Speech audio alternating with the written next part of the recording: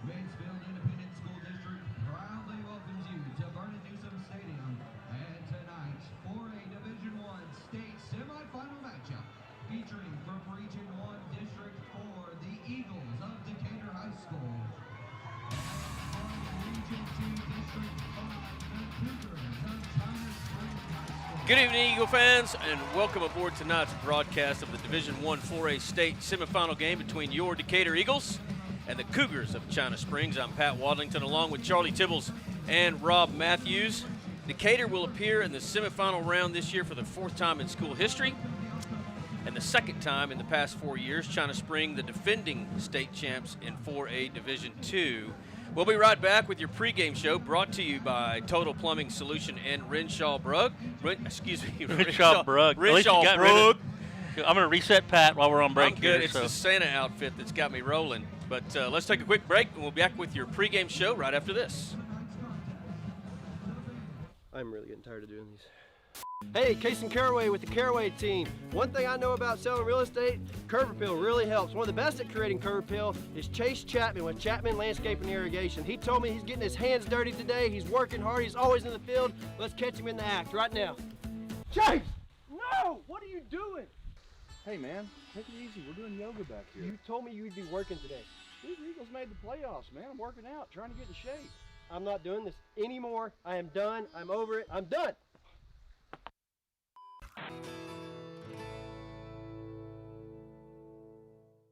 At First National Bank Mortgage. Mortgage money man Mark Goodwin will help you build or buy the home of your dreams in Wise County. Our office is now open in Bridgeport, and we're ready to get to work on your new home loan. Why trust your mortgage to anyone else? First National Bank Mortgage, now open in Bridgeport. Apply online at mortgagemoneyman.com. NMLS 543312, Equal Housing Lender, member FDIC. Hey Wise County, Erico AC and Heat is honored to support the Decatur Eagles.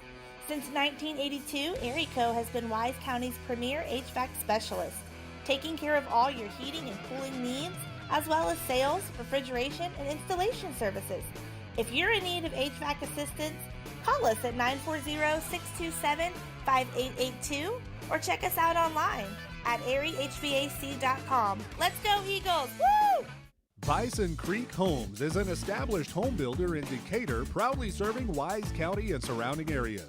With an in-house licensed architect and interior designer, Bison Creek Homes has been leading the way in innovative home designs such as modern, contemporary, farmhouse, Texas Hill Country designs, and more. Come put our many years of construction experience to work for you. Visit bisoncreekhomes.com and check out the many beautiful homes we have built. And go Eagles!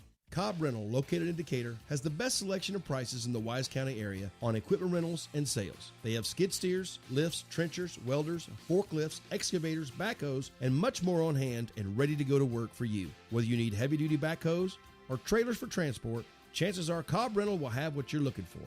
Come see us at FM 51 in Decatur or online at CobbRentalAndEquipment.com. Good luck, Eagles, from Cobb Rental in Decatur. The law firm of Kernot and Hafer is once again a proud sponsor of Decatur Eagle. With its Decatur office located on the Decatur Town Square, the firm includes local attorney Pat Wadlington and focuses on litigation and dispute management within a wide range of areas, including family and custody issues, business and commercial disputes, estate and inheritance matters, and personal injury and death cases. Kernot and Hafer, friendly, professional, direct, and strong. We're there when you need us. Welcome back to Decatur Eagle football, and specifically the Total Plumbing Solutions and Renshaw Drug pregame show. We're here tonight at the site of this semifinal contest between Decatur and China Spring, Newsom Stadium in Mansfield. And as always, we'll tell the tale of the tape to start things off. Enrollment between the two schools, Decatur with 1,040 students, China Spring only with 850, getting bumped up to 4A Division I just barely after being 4A D2 past several years. Decatur comes out of District 4, 4A. Both schools are champions of their district. China Spring out of District 5. Decatur losing 23 lettermen from last season. China Spring only 14. Offensive returners for Decatur 5. Offensive returners for China Spring 8. On the defensive side of the ball, Decatur again with 5 returners and 9 for China Spring. Steve Huff in his first season getting to the state semifinals for Decatur, and Tyler Beatty, the head football coach of the China Spring Cougars. Charlie Tibbles, sir, why don't you tell us how these two teams arrived here at Newsom Stadium? By winning. Yep, sure enough. Decatur 11-3 comes in. They were 4-0 in district. Their three losses came at the first 3 games of the year. 2 of those losses are teams that this China Spring team has beat, being Anna and Stephenville. And so I think we're going to have we got us a contest today. It's going to be a tough team. They come in 13-1. Their only loss was to a school that may or may not be able to decide who they want to play for them. They don't play in the UIL. There's a reason. Episcopal. Yeah. So they played a pretty tough team there to see where they stood. They ended up losing that game 24-16, but that was their only loss. Pat, let me tell you about their playoff wins. This China Spring team, they beat Western Hills in the first game 72-7, beat Kaufman 41-7, beat Lake Worth 41-7, and then Anna gave them a little bit of a game, but they beat Anna 31-14. Now Decatur, on the other hand, they came in with a pretty good scoring record themselves. They opened up with Pampa, beat them 55-0. Then we played Andrews, significant win there. I believe it was 42 to, help me out, Pat. Anna? No, Andrews. We played Andrews. We beat them 41 to hardly anything, and then we held. Then we played Randall. It was 13. 13. Yeah. Then we played Randall, held them to hardly anything. 0. And then Wichita Falls High gave us a good game up until halftime, and then Decatur decided they wanted to play some football at halftime and ended up winning that game 35-21, running away. So Decatur had pretty good offense in their own right, and good defense showing here through the playoffs. So this will be the toughest team that Decatur has faced all year, without question. And they are an outstanding coached football team. They're well disciplined. They don't make mistakes. They're not a very big team, probably about the same size as Decatur. They get a few big kids, but I wouldn't call them an overly big team in 4A. But they do execute. Yeah. And they've got a stud in the quarterback. He's only a junior, but he is a stud, and I'm sure we'll be calling his name a lot. But Pat, I'm looking forward to this game. Yeah. I think this is going to be a real test to see where this Decatur team is. This is a different team than played those first 3 games, and so Decatur is kind of, you got a new coach, you're learning the new offense, you've got a new defensive strategy, and they've settled in, and there's nothing to take away from the outstanding coaching that Decatur has received all year with Coach Huff in his first year. So I'm really looking forward to this game. It will be fun. 21 minutes away from kickoff. Still ahead in your Total Plumbing Solution Renshaw Drug pregame show. We'll go around and talk about some games that have already finished around the state, playoff games that will be played tonight and across the state. Of course, we'll have our Quick Car pregame interview coming up, but let's take a quick break. When we return, we'll go over some scores around the state. We'll be right back on your Decatur Eagle pregame show right after this.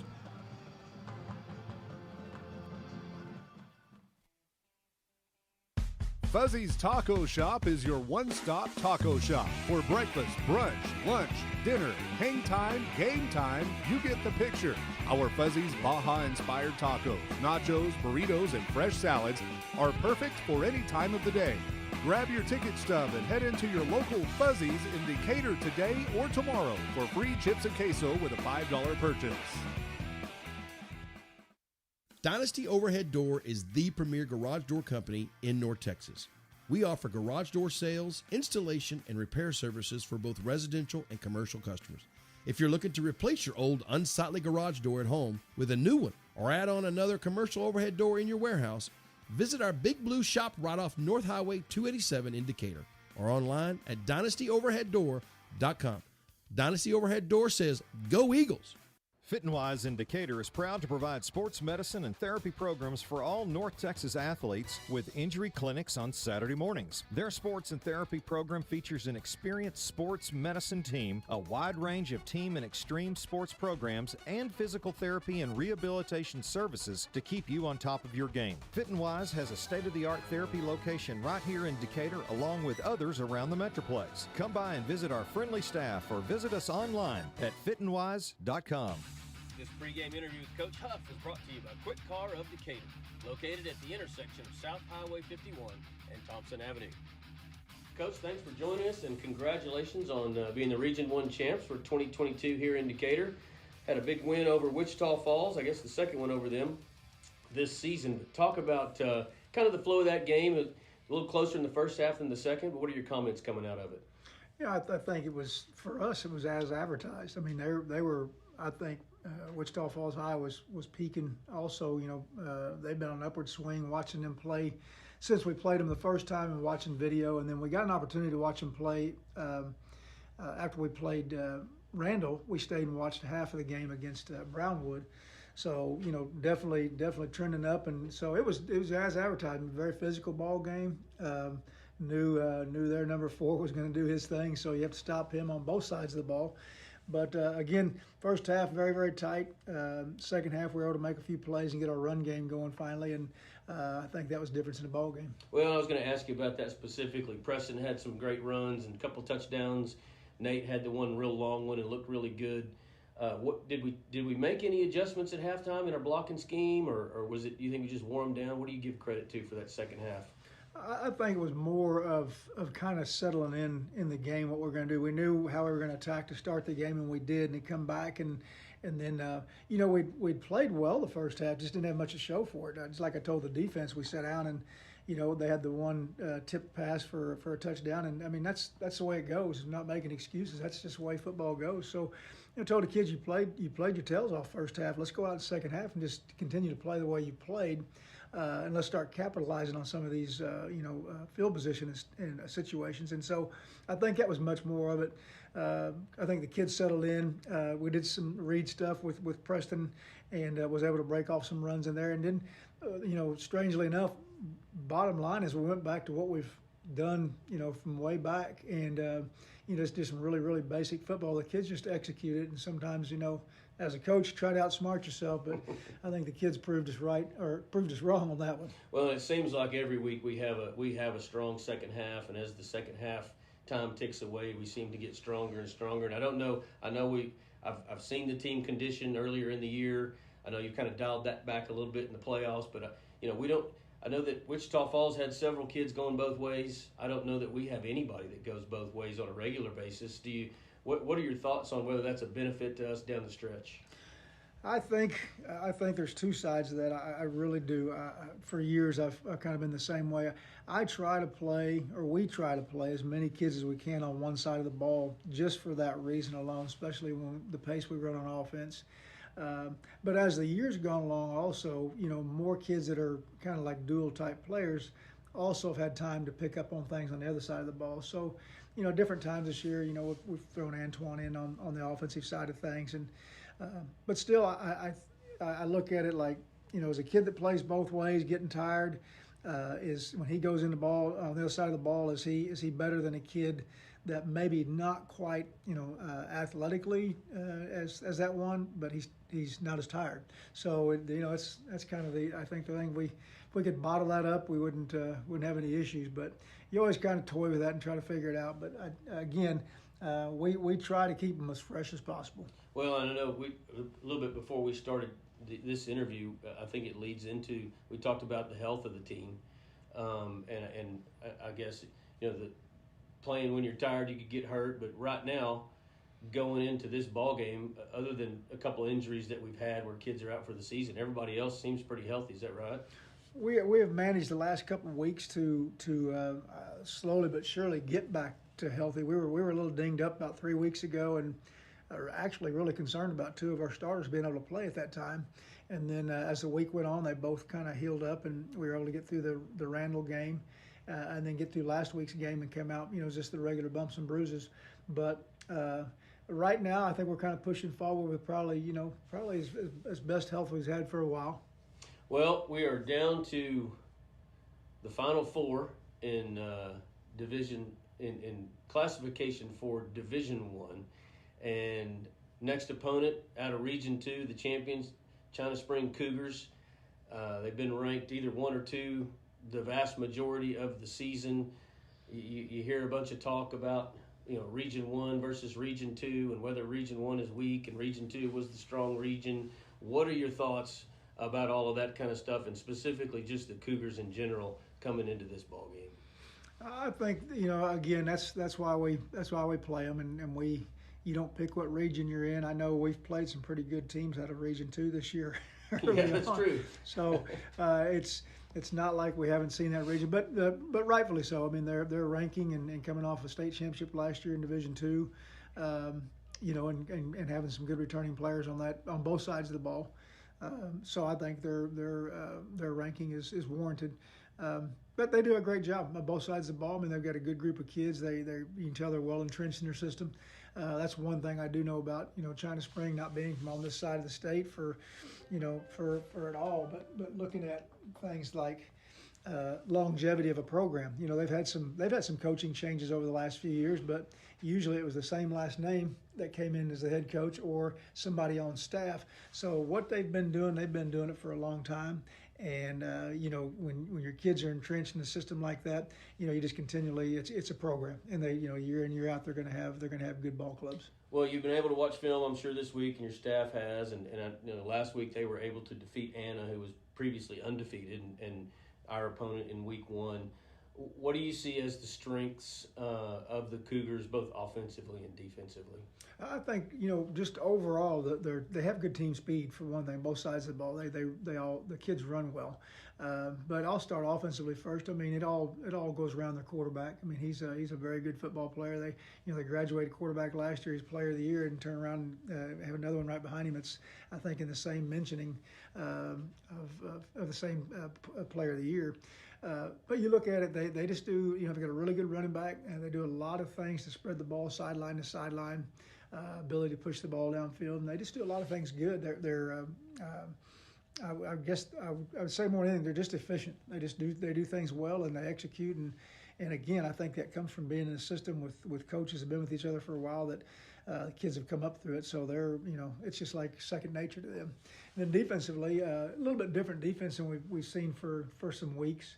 They're a four down alignment team, and good size, and looks like to me the secondary, they do a lot of man coverage in the secondary, so they definitely have faith in those kids that speed wise to run with anybody's receivers. And playing Anna last week, who throws the ball quite a bit, they dropped off in coverage a bunch, and rushed 3, sometimes 4, and made it really hard for Anna to throw the ball like they'd been doing. So it's not like they don't change things up because they've got the kids to do it.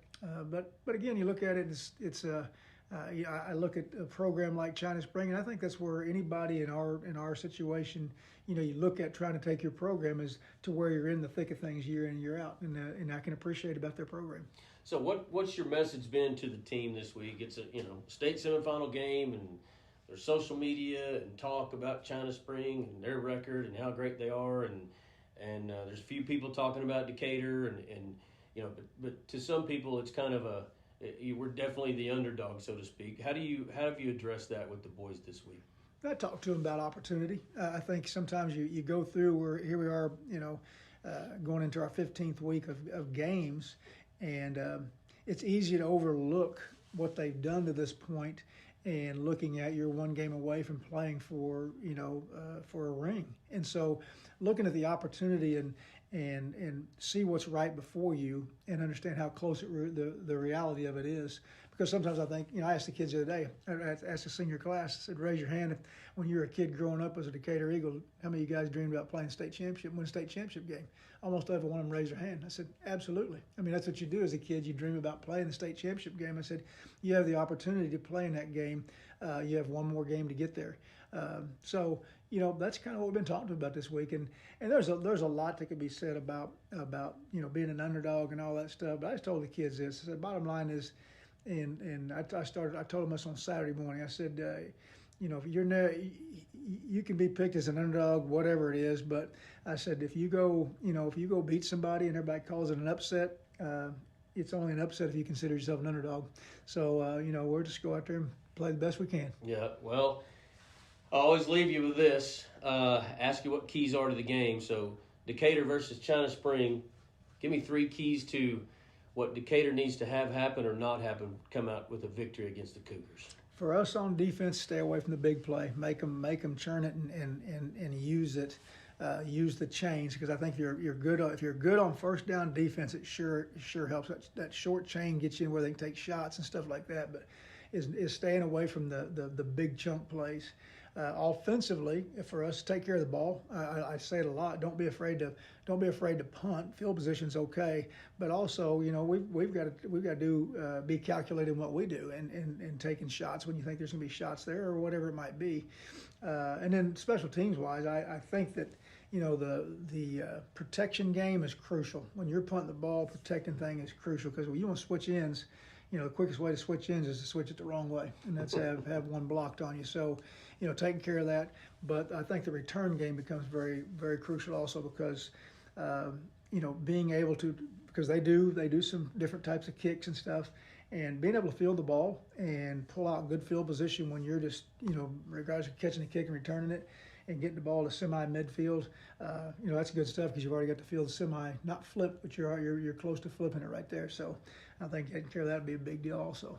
Well, Coach, as always, every week, I certainly appreciate you giving me the time for this interview. And, man, I'm excited. I think the environment's going to be great. Decatur's going to travel well and show up, and I can't wait to get started. Best of luck to you guys. Appreciate that. This pregame interview was brought to you by Quick Car of Decatur, located at the intersection of South Highway 51 and Thompson Avenue. Hawkins Funeral Home is Wise County's only locally owned funeral home and has been serving Wise County and the surrounding area since 1906. The staff at Hawkins Funeral Home is available to you 24/7, 365. Call Hawkins Funeral Home at 940-627-5959 or visit one of their 3 locations in Decatur, Bridgeport, or Boyd. Hawkins Funeral Home, proud supporter of Wise County youth and education and sports. Hi, neighbor. If you want to win state, don't fumble the ball. Pass it to Ryan Realty, the best quarterback in town. They will get you to the end zone and assist you in scoring the extra points. You'll recognize them in their hot pink jersey. For all your real estate needs, located just off the historic Decatur Town Square at 109 South Trinity Street, and their website is ryanrealtytx.com, or call 940-626-9770. Ryan Realty, the best in town. Welcome back to the Total Plumbing Solution and Renshaw Drug pregame show, as we're here at Newsom Stadium in Mansfield, waiting for the kickoff of tonight's state semifinal matchup between the Decatur Eagles and the China Spring Cougars. Let's go now to, we usually do a look around Wise County, but since Decatur's the only one left, we'll just do a full-blown look around the playoffs, brought to you by Goosehead Insurance. The only other 4A Division I team, or Division I matchup that remains, and the winner of this game will go on to face the winner of Tyler Chapel Hill and Bernie. They play tonight at 7 o'clock in the Alamo Dome.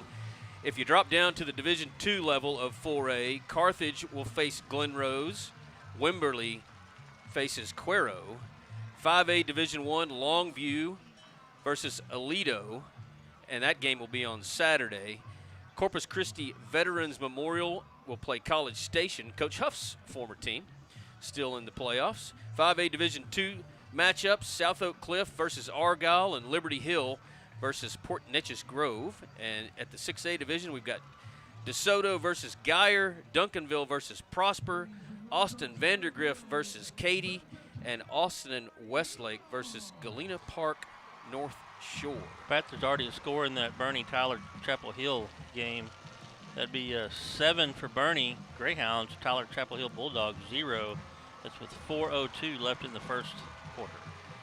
Well, as I look out onto the field, the Eagles running through the helmet behind an American flag and a Texas flag, dressed in their gray pants with white stripes on the side, white jerseys with blue numbers, and the familiar white helmets with the blue D logo, and white face mask as we guess await the Chip Hackinson, Edward Jones coin toss with 5:10 and counting before we start our kickoff. Waiting for the Cougs to run through their, I guess, tunnel with a cat on top.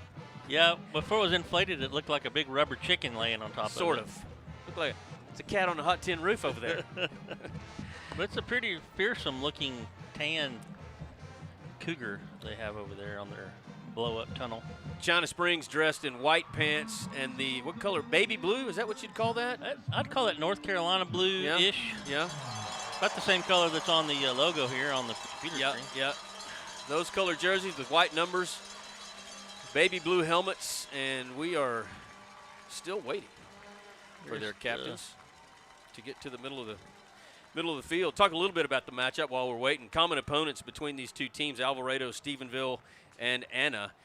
China Springs 3-0 against those teams, and Decatur only defeating Alvarado, losing to Anna and Stephenville earlier in the year. And we were talking to, well, several people, but the China Spring broadcast crew. And when you look at China Springs, Charlie, it's hard to find a weakness, really. They've got they've got athletes all over the field. Obviously, their quarterback, Cash McCollum, is a junior, 6'4", 210 pounds, gets a lot of attention. He's up for Texas Mr. Football across the state. Running back is Kyle Barton, a 5'10", 190-pound junior. And wide receivers, Hafford, Tristan Exline, and Jackson Battle. Very athletic and speedy receivers. Defensively, they're big up front. They have 4 across the front. Those guys are Jalen Trotter, Greg Salazar, and Graydon Grimes. Just the 2 defensive tackles, Salazar and Grimes. Salazar 6'2", 270 pounds. And Grimes on the other side of him is 6'6", 235 pounds. And then speed in the secondary and the linebackers, you'll hear the name Tristan Exline quite a bit. Jacob Mott coming in off an injury, but it's going to be a tough matchup for the Eagles. They're going to have to run the football. You know, we've talked all year long about the 3-headed monster of the Eagle running game. You know, Decatur seems to be playing their really good football right now. I think they're playing their best football of the year. They do have a good balance of run and pass. The thing about Escobar was player of the game last week, and he kind of took over that game in the third quarter. When the game was on the line, it was 7-7 at halftime. You know, he took that game over and decided that Decatur was going to win that game and led that team to a victory. And so I expect to see again. I mean, this is a win and go home game. I expect to see Decatur leave it all out there. Oh, yeah. Win or lose. Again, we talked about this is the toughest matchup of the year for them. This is a good team they're playing. Well coached, well disciplined. They don't take a lot of penalties, and Decatur's going to have to play really good defense, and I think catch a few breaks on the defensive side with some turnovers to win this game. But I'm positive. I think Decatur certainly has a much better chance in this one than they had 4 years ago against Waco La Vega. So looks like we're going to have the anthem before the coin toss. You want to take a break, Rob, and we'll come back. When we come back, we'll have your Chip Hackinson, Edward Jones coin toss, and your opening kickoff. You're listening to the Total Plumbing Solutions and Renshaw Drug pregame show. We'll be right back. S&J Pharmacy at 1101 West Eagle Drive can fill prescriptions in 15 minutes or less with fast and friendly service. They also offer same-day compounding, private consultations, medication therapy management, immunizations, B12 shots, a convenient drive-through window, and free home delivery. S&J Pharmacy accepts all major insurance plans, including Blue Cross and TRICARE. Open Monday through Friday 9 to 6 and 9 to 1 on Saturdays. Call 940-627-5400. That's 627-5400 for S&J Pharmacy in Decatur. Stuck in a state of falling behind? Struggling to keep up with your kids' finances, insurance? Then let State Farm agent Teresa Mader help you simplify by handling your auto, home, and life insurance so you'll have more time for everything else. More money, too. So call State Farm agent Teresa Mader at 940-627-3006 today and get to a better state with State Farm. Visit Teresa Mader State Farm at 1141 South FM 51 in Decatur. Go Eagles! Do you need a new trailer? Texas Custom Trailers in Decatur has the perfect trailer for you. No matter what you're hauling, Texas Custom Trailers has a large selection of utility, flatbed, equipment, cargo, and livestock trailers in stock and ready to go to work for you. See all the brands, photos, and pricing at TexasCustomTrailers.com. You can also find trailer parts and expert repair at Texas Custom Trailers. Go see Texas Custom Trailers on 287 north of Decatur, and go Eagles! Texas Farm Bureau Insurance in Wise County has protected fellow Texans with auto, home, and life insurance since 1963. We have 2 locations in Decatur and Bridgeport that serve over 4,500 members in Wise County and the surrounding areas. Whether you're wrangling cattle or kiddos, we're proud to protect all fellow Texans in all Texan ways of life. Kelly Lynch, Doyle Lowe, Lisa Bradshaw, Chris Hanlon, and Monty Houston are located in the Decatur office across from James Wood Motors. Lisa Bryant and Todd Vineyard are located in the heart of Bridgeport on Halsell Street. Give us a call or stop by and speak to one of our 6 local agents. Coverage and discounts are subject to qualifications, and policy terms may vary by situation. Welcome back to Newsom Stadium as we await the captains to walk out to midfield for your Chip Hackinson-Edward Jones coin toss. Decatur facing China Spring, corrected by saying plural springs. There's only one there, apparently. China Spring, the captains for the Cougars. Looks like number 5, Tristan Exline, number 55, Greg Salazar, defensive lineman.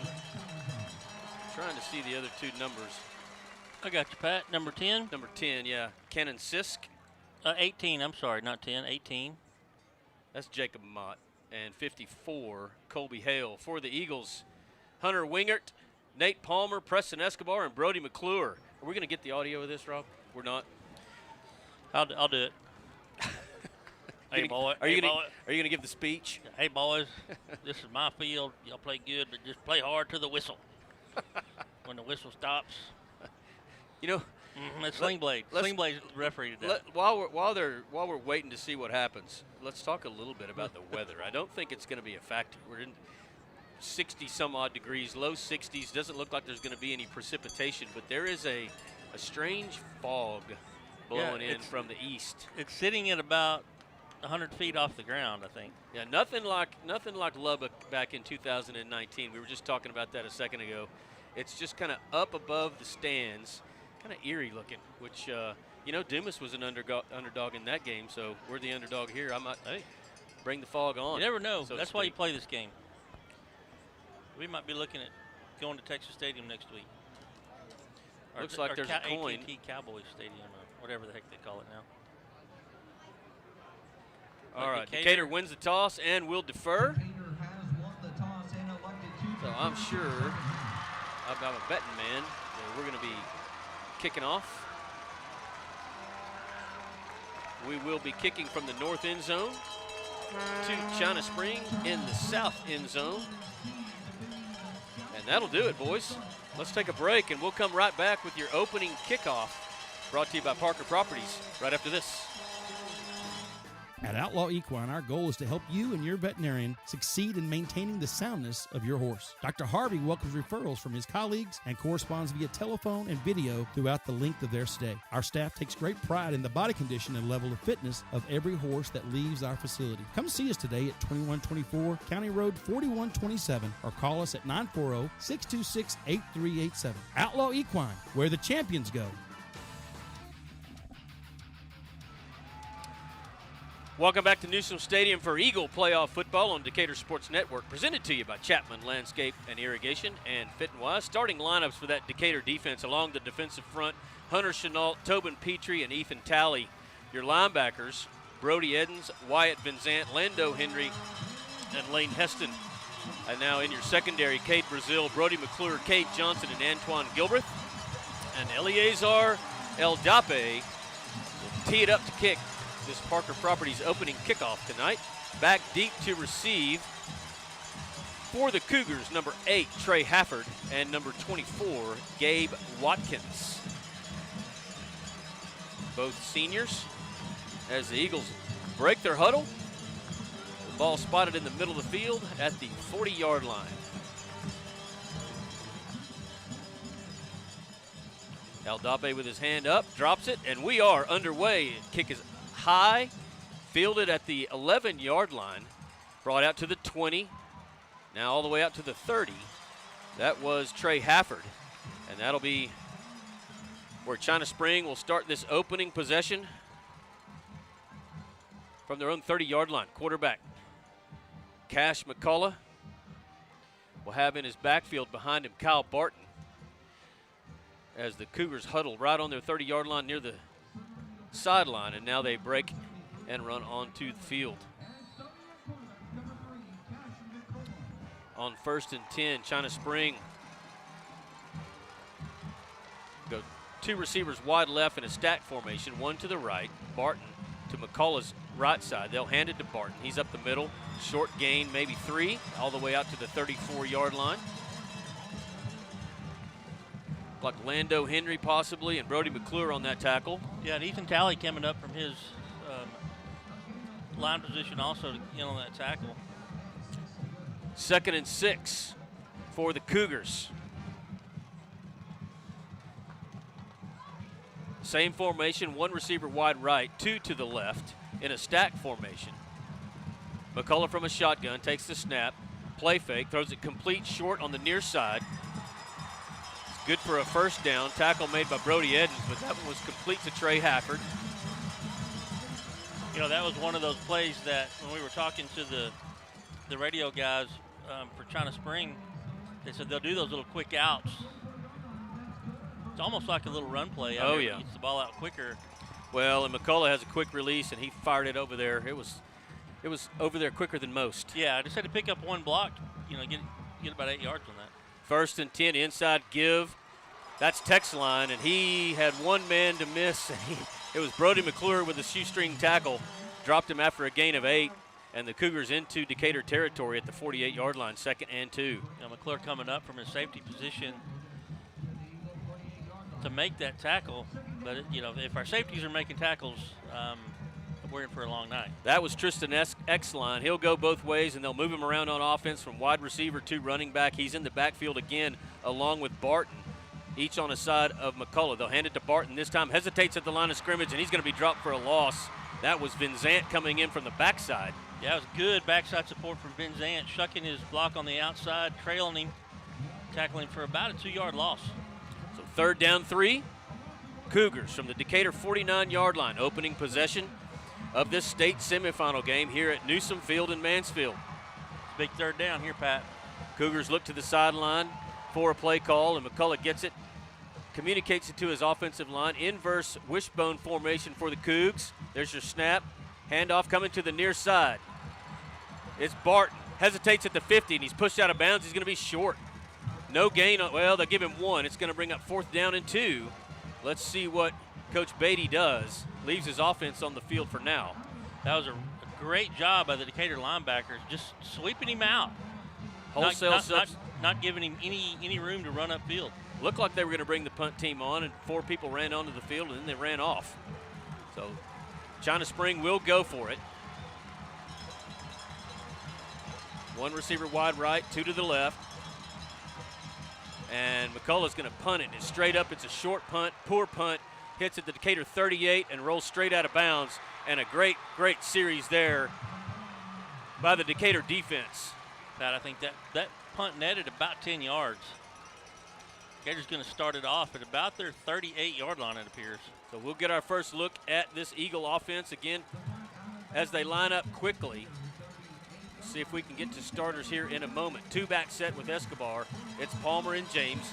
2 receivers wide right, 1 to the left as the Eagles move from our left to our right.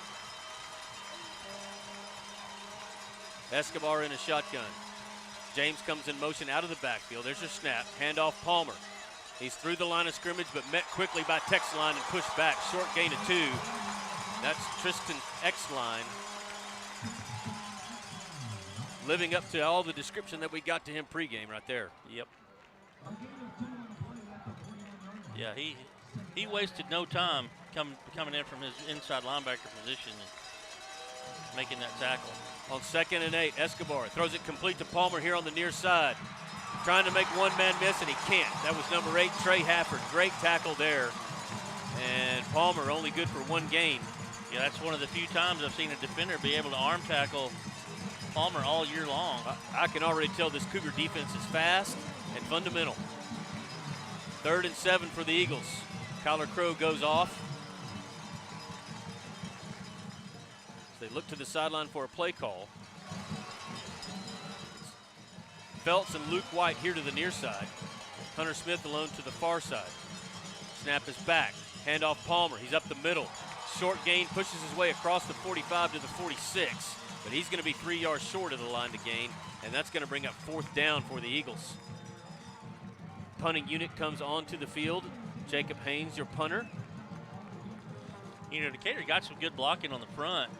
When he got to that second level, the linebacker just stopped him in his tracks. Had a little scrum there, but it was going nowhere. Senior Trey Hafford back deep to receive for the Cougs. Standing at their 19-yard line. Again, 7:50 and counting here in your Rosenbaum Dental first period. No score. The snap is high. And Haynes has to fall on it at the 26. Pat? That's the kind of things we can't do. No, it's not. And I think that's the first time all year that I recall a bad snap on a punt. And he needed to be about 6 inches taller to get it. He was able to tip it, went to the ground. You were kind of hoping he would be able to pick it up and at least get something off, but he just fell on it rather than turn it over right there. But it would have been a turnover anyway. Technically, it's a turnover on downs, and China Spring will start at the Decatur 27. An extra possession, well, not necessarily an extra possession, but field position that you don't want to give them. They'll come out 3 receivers wide left, 1 to the right. Barton in the backfield with McCullough. McCullough straight drop, looking to throw, over the middle. He's under pressure, breaks 3 tackles, out inside the 20 down to the 19 for a gain of 8. And you see the size and strength right there of Cash McCullough. I think most quarterbacks would have been dropped for a loss or at the line of scrimmage. He was wrapped up, spun out of that initial one, and the second defender tried to arm tackle him. I didn't catch who it was. Broke that one, is eventually brought down by defensive backs. 2nd and 2, China Spring from the Decatur 19. X-line is a wing back to the right. Barton is to his left. Now X-line motions to the left side. They'll hand it to Barton. No, it's a play fake, complete. On the near side, breaks the tackle. That's Hafford, and he's inside the 10 all the way down to the 5. 1st and goal, China Spring. Pat, that was real similar to that outside pass they had earlier. They have one defender that stows that block, and then Antoine. He had a chance to get him. He just left his feet and didn't wrap up. Hafford, able to break that tackle and bring it down to the 5. Looks like Antoine's going over to the far side with number 5, Devin. No, that's not Devin. So 1st and goal, McCullough in a shotgun, Barton to his right side, 2 receivers wide right, 1 to the left. Snap is back. Handoff, Barton hesitates at the 5, and he's met there and dropped. Brody McClure and Wyatt Van Zandt. No gain on the play, 2nd and goal, China Spring. 6:22 left in your Rosenbaum Dental first period. No score on your James Wood scoreboard. You know, Wyatt came across from the far side and made a real good tackle. He was being blocked and was still able to get around that other blocker there, or the lineman rather, and made a good play. Cougars taking plenty of time, getting a play in from their sideline. 3 receivers tight to the right side, 1 to the left. There's your snap. McCullough hands it to Barton. He's trying to get the far side. He's inside the 5, stretching for the goal line. They're going to call him short by about half a yard. It'll be 3rd down and goal inside the 1. That young man's got some speed. Trey Barton, just a junior, 5'10", 190 pounds. There's your snap. They'll hand it to him again. He's met at the line of scrimmage, and he's in for the China Spring score to give them their first lead of the game with 5:29 left here in your Rosenbaum Dental first period. Extra point upcoming. So they got up to the line quickly. He made a quick snap. Not sure Decatur was ready for that. Decatur did a good job trying to get him stopped, but just too short. Less than a yard to go. All you got to do is get a couple of blocks. You're going to be in the end zone. Thomas Barr, the place kicker for the Cougars, and Jacob Mott with the hold.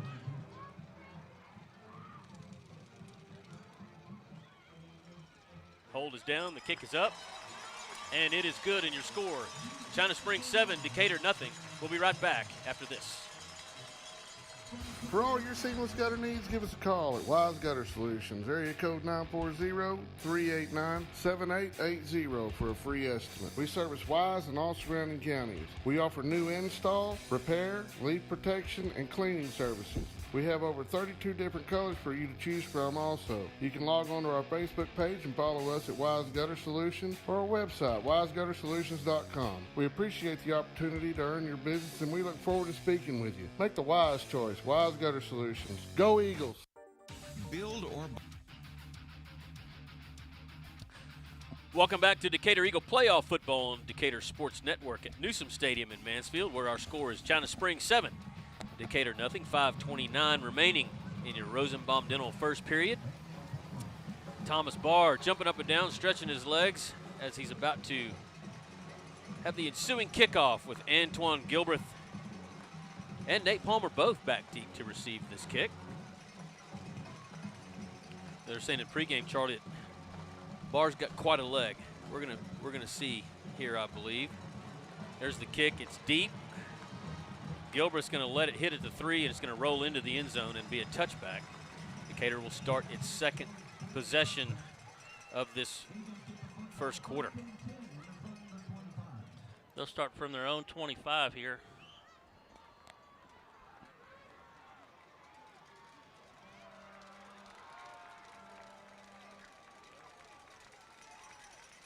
Eagles will start with a two-back set again with James and Palmer. Two receivers go wide to the right side, and Hunter Smith alone to the left. 1st and 10 from the 25. There's your snap. Handoff James. He's through the line of scrimmage.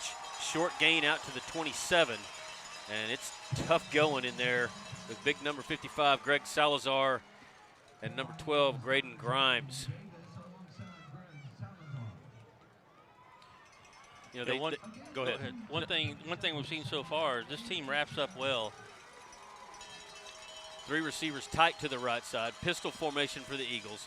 Escobar fakes it, throws it complete to Crow at the 30, and he's met immediately by Hafford. And another gain of a short gain of 3. And the yardage is hard to come by against these Cougars. That is for sure. It is. They're fast. They're in the right place. You know, at some point, you almost think you just need to try to stretch the field just for the sake of stretching the field. Sure, a little bit. You know, they're playing. Well, I guess they've switched over into their nickel now. They've been playing a 4-3 to load the box up, but they're in their nickel now. On 3rd and 5, Escobar looks to throw it. Throws it incomplete to Crow, went right through his hands. Had him. Yep. Had him. That would have been a first down. I think here at the 30-yard line, Pat, I think Decatur has no choice but to punt, obviously. Absolutely. And punt team comes in. Hopefully they were over there on the sideline working on that snap a little bit.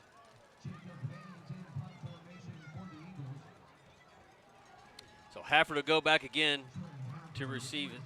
Well, he didn't get to receive the last punt, but Decatur's second attempt at punting the football tonight. Jacob Haynes again deep. This snap is good. Haynes gets it away. It's a nice kick. Hits at the 35, takes a straight up and down bounce, and it's down, looks like the China Spring 33-yard line. So the Decatur defense is going to have to do something here, and we're going to need to keep this one within one score as long as we can.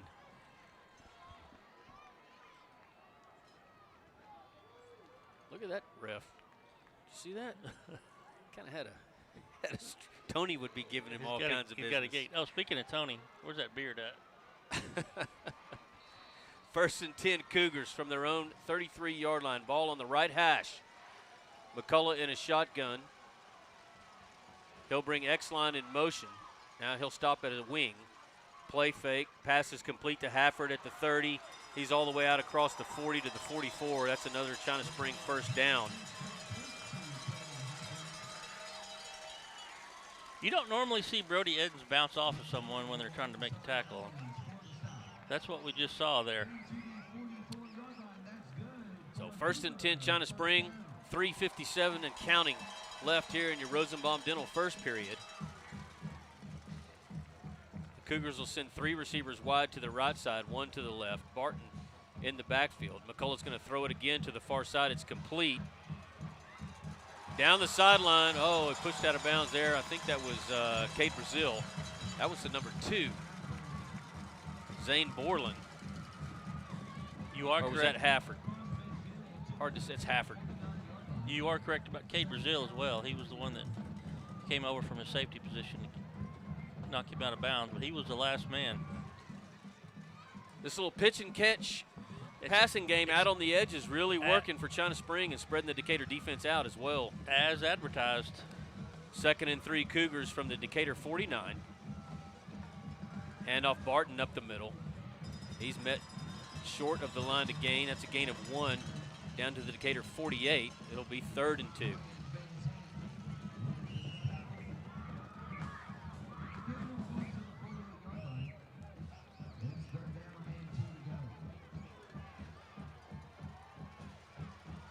Two receivers wide left, one to the right. Barton in the backfield with McCullough. X-line is a wingback to the left side. Snap is back. Handoff Barton trying to get the edge on the near side. Brody Edens trying to get him. He can't. Barton has the first down all the way down to the Decatur 42. You know, again, Decatur doing a good job stringing these things out. He wasn't quite able to make the edge, and he did make the first down, so we got enough of it to do that, but he wasn't quite able to turn the corner for lots of positive yardage. Well, they got around Edens. Edens was being double teamed here on the near side, and they were able to get around him, and that resulted in the first down. China Spring will go back to its inverted wishbone formation with one receiver wide to each side on 1st and 10. They'll hand it to Hafford from the backfield. He breaks through the line of scrimmage into the Decatur secondary, inside the Decatur 30, down to the Decatur 29, and another China Spring first down. Yeah, that's just the old straightforward dive play, Pat. Running right down back when we played the wishbone, that would have been about the 6-hole, right off the right hip of the tackle out there. Man. Clock continues to run. Under 3 minutes left here in your first period. Brought to you by Rosenbaum Dental. 7-0 your score. China Spring on your James Wood scoreboard.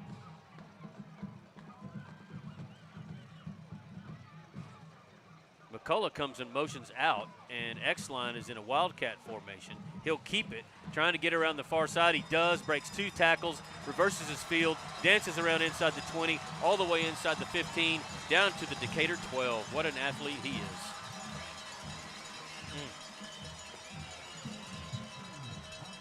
Tristan X-line,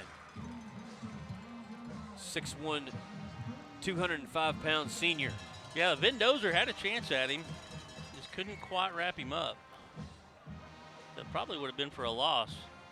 On 1st and 10, the Cougars will send 3 receivers wide left, the 2 furthest to the outside in a stack formation. There's your snap. Short pass complete to Hafford in the flats on the left side. He's inside the 5, and it's a score. Trey Hafford with a 12-yard touchdown reception. Well, Pat, they had 3 receivers out there and 2 defenders, and just weren't able to shuck a block off of those receivers that were blocking the defenders. And it's not hard to analyze this football game so far. It's a bad snap on a punt by Decatur, and not being able to get off blocks and missing tackles. That's the difference in the game. So far, 14-0 after that extra point is good by Barr. We'll be right back with the final minute, 37 seconds of your Rosenbaum Dental first period right after this. I'm really getting tired of doing these. Hey, Casey Caraway with the Caraway team. One thing I know about selling real estate, curb appeal really helps. One of the best at creating curb appeal is Chase Chapman with Chapman Landscape and Irrigation. He told me he's getting his hands dirty today. He's working hard. He's always in the field. Let's catch him in the act right now. Chase! No! What are you doing? Hey, man, take it easy. We're doing yoga back here. You told me you'd be working today. These Eagles made the playoffs, man. I'm working out, trying to get in shape. I'm not doing this anymore. I am done. I'm over it. I'm done.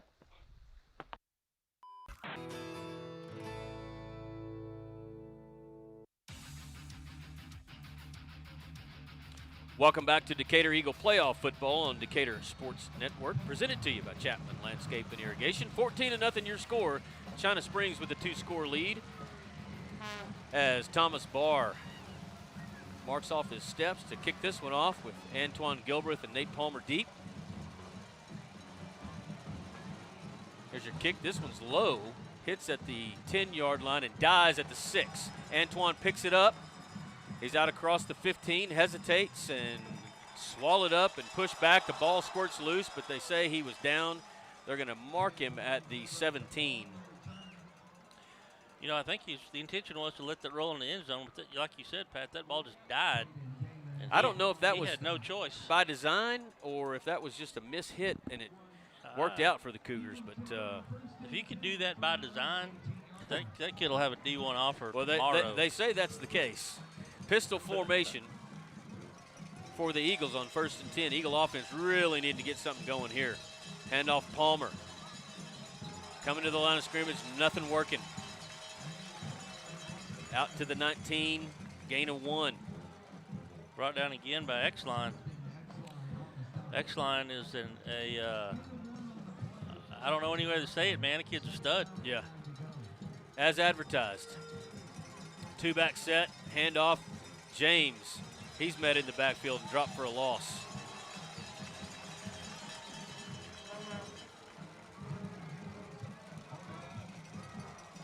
So Decatur here facing 3rd and long, and it's 3rd possession of the game inside their own 20. And I think we tried about a 12-yard pass to Collar Crow earlier, but needing to get something working. We'll call it 3rd and 9. There's your snap. Escobar rolls to his right, looking, throws it complete to Hunter Smith, and that's going to be good for a Decatur first down, our first one of the night. Krisha Heston Parker Properties first down, and I don't know if we've had one as badly needed as that so far this season. Yeah, caught China Spring in a zone, and we're able to find this a little soft spot right about 10 yards down the left side, or down the right stripe there. Handoff, James pushes his way across, still pushes his way across the 35 out to the 36. Probably the best running play of the game so far by Decatur. A full 8 yards, and it'll bring up 2nd and 2, but that will conclude the first quarter. Thanks to Rosenbaum Dental for bringing it to us. We'll take a break and come right back with the second quarter presented to you by NRS after this. Buy your dream home with help from the mortgage experts at First National Bank Mortgage. Mortgage money man Mark Goodwin will help you build or buy the home of your dreams in Wise County. Our office is now open in Bridgeport, and we're ready to get to work on your new home loan. Why trust your mortgage to anyone else? First National Bank Mortgage, now open in Bridgeport. Build or buy your dream home with help from the mortgage experts at First National Bank Wise Mortgage. County, Erie Co AC and Heat is honored to support the Decatur Eagles. Since 1982, Erie Co has been Wise County's premier HVAC specialist, taking care of all your heating and cooling needs, as well as sales. Hey Wise County, Erie Co AC and Heat is honored to support the Decatur Eagles. Since 1982, Erie Co has been Wise County's premier HVAC specialist, taking care of all your heating and cooling needs, as well as sales, refrigeration, and installation services. If you're in need of HVAC assistance, call us at 940-627-5882 or check us out online at eriehvac.com. Let's go Eagles! Woo! Welcome back to Newsom Stadium in Mansfield. As we begin the second period, presented to you by NRS, Decatur trails China Spring 14-0 on your James Woods scoreboard. 2nd and 2 from their own 38-yard line. Escobar in a shotgun. He'll hand it to, he'll keep it himself up the middle. He's into the secondary. Preston on his feet into China Spring territory inside the 40, all the way down to the 37. Biggest play of the night so far for the Eagle offense. That was a nice job by Preston Escobar to find that seam right up the middle. Was able to trail that block. He had to trail one and then made a cutout to the right, found some open space. 26 yards. Another Krisha Heston Parker Properties first down for the Eagles in this drive. And that's the first time Preston has read it and kept it himself. 3 receivers wide left, 1 to the right. Palmer motions out of the backfield on 1st and 10. Escobar throws it complete to Feltz on the near side, hesitates, and dropped at the 35, short gain. You're not going to be able to do too much dancing against this Cougar defense. You got to plant your foot once and go north or go south. You come to a stop, and there's going to be more of them in your face. Yeah, they did a good job getting out here to cover that. That's, Decatur trying to throw that ball outside, but they had a lot of defensive coverage out here. 2nd and 8.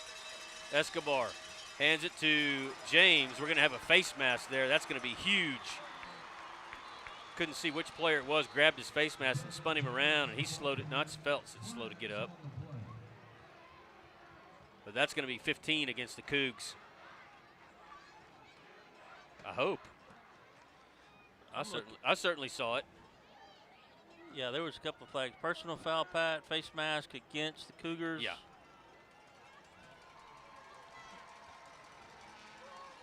Well, you need to catch a few breaks. This is a huge drive for Decatur. Huge. Really need to stick this one in the end zone. You know, we were talking to some China Spring people, and I was asking them, do y'all have a weakness? And he said no. And he said, but if we do, it may be in the secondary against some of these corners. So maybe we can throw something, you know, either to Phelps or Hunter Smith. Phelps is going to come in motion and line up here in a slot on the near side. Their only weakness is the green Gatorade rather than the preferred orange. Pistol formation for the Eagles on 1st and 10. Handoff Palmer. Hesitates at the line of scrimmage. Nice run for Nate inside the 15 down to the 14. Gain of 5. Little bit more working for that Eagle running game here in this drive, which really struggled in the first two formations. First trip tonight for the Eagles in the Case IH red zone. 2nd and 4 from the 14. Two-back set. Escobar hands it to Palmer again. He's met at the line of scrimmage and slammed. Pat, this is one of those things where you said you're not going to be able to dance around, and he's going to have to find a seam and go. That was big Greg Salazar, and he put all 270 pounds of himself around Nate in a big bear hug and kind of WWE'd him down that time. That's what they called the suplex. 3rd and 5 Eagles from the China Spring 14. Escobar hands it to Palmer. Driving his way inside the 10, down to the 9, close to the line to gain, and they'll call it a first down. Another Krisha Heston, Parker Properties first down. 4th one of this drive. You know, he got first contact at about 1 yard past the line of scrimmage, and he was not going to be denied that extra 4 yards. First and goal, Decatur from the China Spring 9-yard line. A two-back set with James and Palmer, and Escobar in a shotgun. Escobar's going to keep it himself. He's met in the backfield, and again, if you see people in front of you, you just got to lower your shoulder and get as much as you can. If you don't, you're going to lose some, and he did on that play. Dropped him for a 3-yard loss at the 12. Pat, that was Tyron Connor, senior defensive lineman for the China Spring Cougars, that made that stop behind the line. Looks like we're going to have about a 13. We got it on the 12. We got a Graham Pools timeout. We'll take one as well with 9:21 left in your second quarter and be right back. Mortgage money man Mark Goodwin will help you build or buy the home of your dreams in Wise County. Our office is now open in Bridgeport, and we're ready to get to work on your new home loan. Why trust your mortgage to anyone else? First National Bank Mortgage, now open in Bridgeport. Apply online at mortgagemoneyman.com. NMLS 543312, Equal Housing Lender, member FDIC. Hey Wise County, Erie-Co AC and Heat is honored to support the Decatur Eagles. Since 1982, Erie-Co has been Wise County's premier HVAC specialist, taking care of all your heating and cooling needs, as well as sales, refrigeration, and installation services. If you're in need of HVAC assistance, call us at 940-627-5882 or check us out online at ariehvac.com. Let's go Eagles! Woo! This is Decatur Eagle Playoff Football on Decatur Sports Network, presented to you by Chapman Landscape and Irrigation. Decatur first and goal from the China Spring 12. They trail 14-0. Escobar in a shotgun, takes the snap, looks to throw, looks over the middle, throws it deep down the far side into the end zone, looking for Palmer, tipped up and incomplete. Who was that on the coverage there? Looks like a linebacker as big as he is. Great coverage. That was number 27. China Spring. Ryder Reeves. So 3rd down and goal, Eagles from the China Spring 12. And you are correct. He is a linebacker. Plays at outside linebacker. He picked up Palmer on that wheel route. Defended it very well. Able to get his hand on the ball and tip it away. Big third down here, Pat. Antoine Gilbreth is in it tied into the left side. Now we got another timeout. Be timeout Decatur. That was it. Hey, let's stay right here. Okay. Let's stay right here. Let's talk about Tony and Devin. So Tony's usually here with us, but he is up in Michigan, and his son Devin Mooney, let me see on the picture there, graduated from Navy boot camp. So he is now a sailor in the U.S. Navy. So we like to, and Tony was in the Navy as well. He's a Persian Gulf veteran from back with Desert Storm. He was there in the Gulf on a ship. Where's your? This is you had a beard. This is Devin Mooney. Where's your beard? It's up here. I'll get it in just a minute. Okay, we had. But Devin, congratulations. Absolutely. Very proud of you, Dev. Absolutely, yeah. So thank you for your service, and I hope it's a good 3, 4, or 10, or a career for you, whatever you decide to do. But again, thank you for your service, and we're proud of our veterans from Decatur High School, and Devin being one of those. I believe he's headed to Pensacola, Florida for some more training, and I think really, really wants to be able to go to SEAL school and be a Navy SEAL. Hope that works out for him. Wants to go to Buds, but we'll see how that works out in the future. But thanks a lot, Devin. And Tony, if you're listening, congratulations, Daddy. 3rd and goal, Eagles from the China Spring 12-yard line. Shotgun formation. Escobar takes the snap, looks to throw it. He's under pressure, rolls to his right, being chased, throws it, intercepted.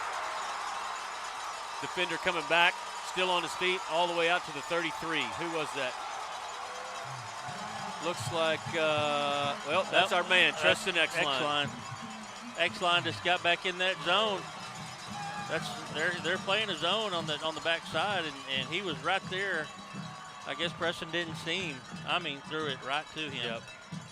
Able to return it out for good yardage. They'll start at their own 32-yard line. And really, really unfortunate for the Eagles not to be able to get some points there. 14-0 your score on the James Wood scoreboard with 9:02 left before halftime. Speaking of James Wood, Kerry Williams, happy birthday to you, apparently. He sent me a text, said for his birthday he wanted Santa to give him a touchdown. We'll have to try that on the next possession, brother. 1st and 10 Cougs. McCullough in a shotgun, brings a man in motion to the near side. There's your snap. Actually, it's X-Line in a Wildcat formation, and he's up the middle all the way out to the Decatur 40-yard line. No, it wasn't X-Line. It's number 14. That's Jackson Battles. Oh, that's their backup quarterback. He came in last week when McCullough was hurt. Now Cash back in the ball game, and Battles comes out to his receiver position wide here to the near side. Cougars will send 2 receivers to each side. Ball spotted in the middle of the field. 2nd and 2. Play fake. McCullough under pressure. Throws it complete. That's X-Line. He's all the way inside the Decatur 35. Makes 3 people miss. Still on his feet all the way down to the 30. And I haven't seen this Eagle team tackle this poorly all year. Gilbreth looks like he's slow to get up at the 28. Yeah, he put a move on 2 of them. Busted out of about 3 of them. And it took another couple to get him down. But, yeah, Gilbreth is still down. Let's take an injury timeout, Rob. We'll be right back.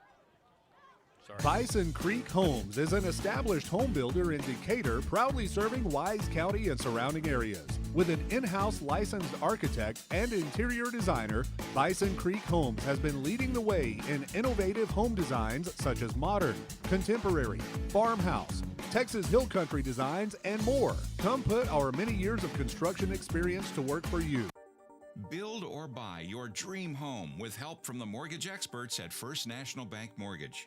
Mortgage money man Mark Goodwin will help you build or buy the home of your dreams in Wise County.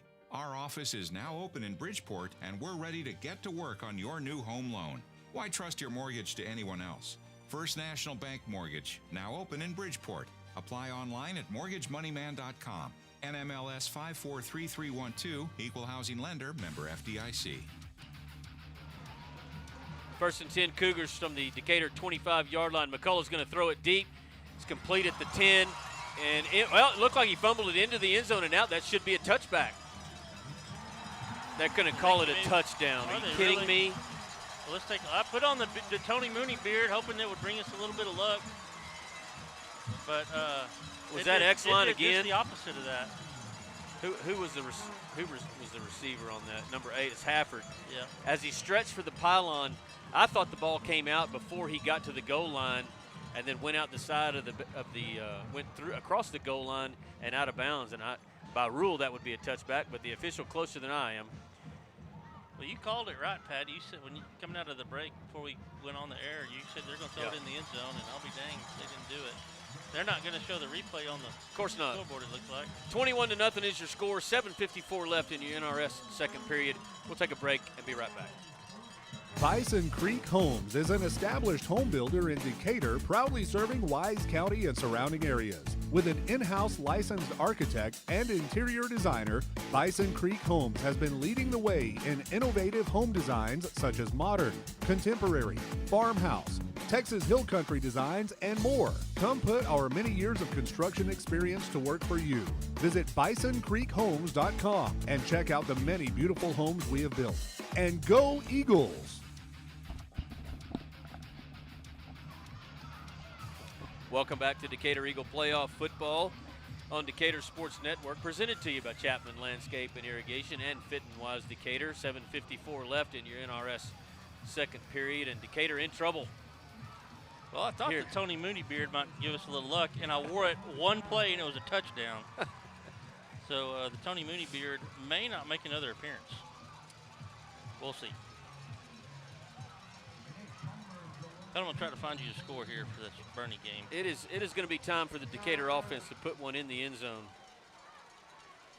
Scoop Simmelman sending me a text and says, "Are you in a Santa costume?" Well, what do you think it is?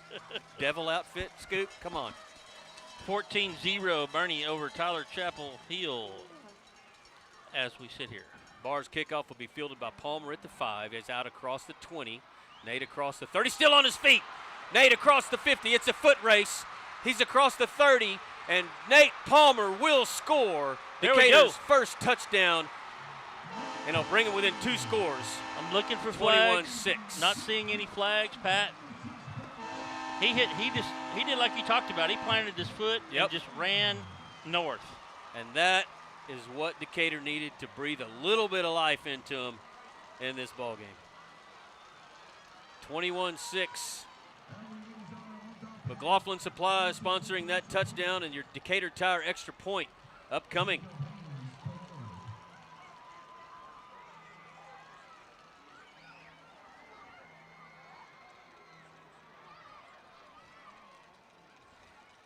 Jacob Haynes with the hold.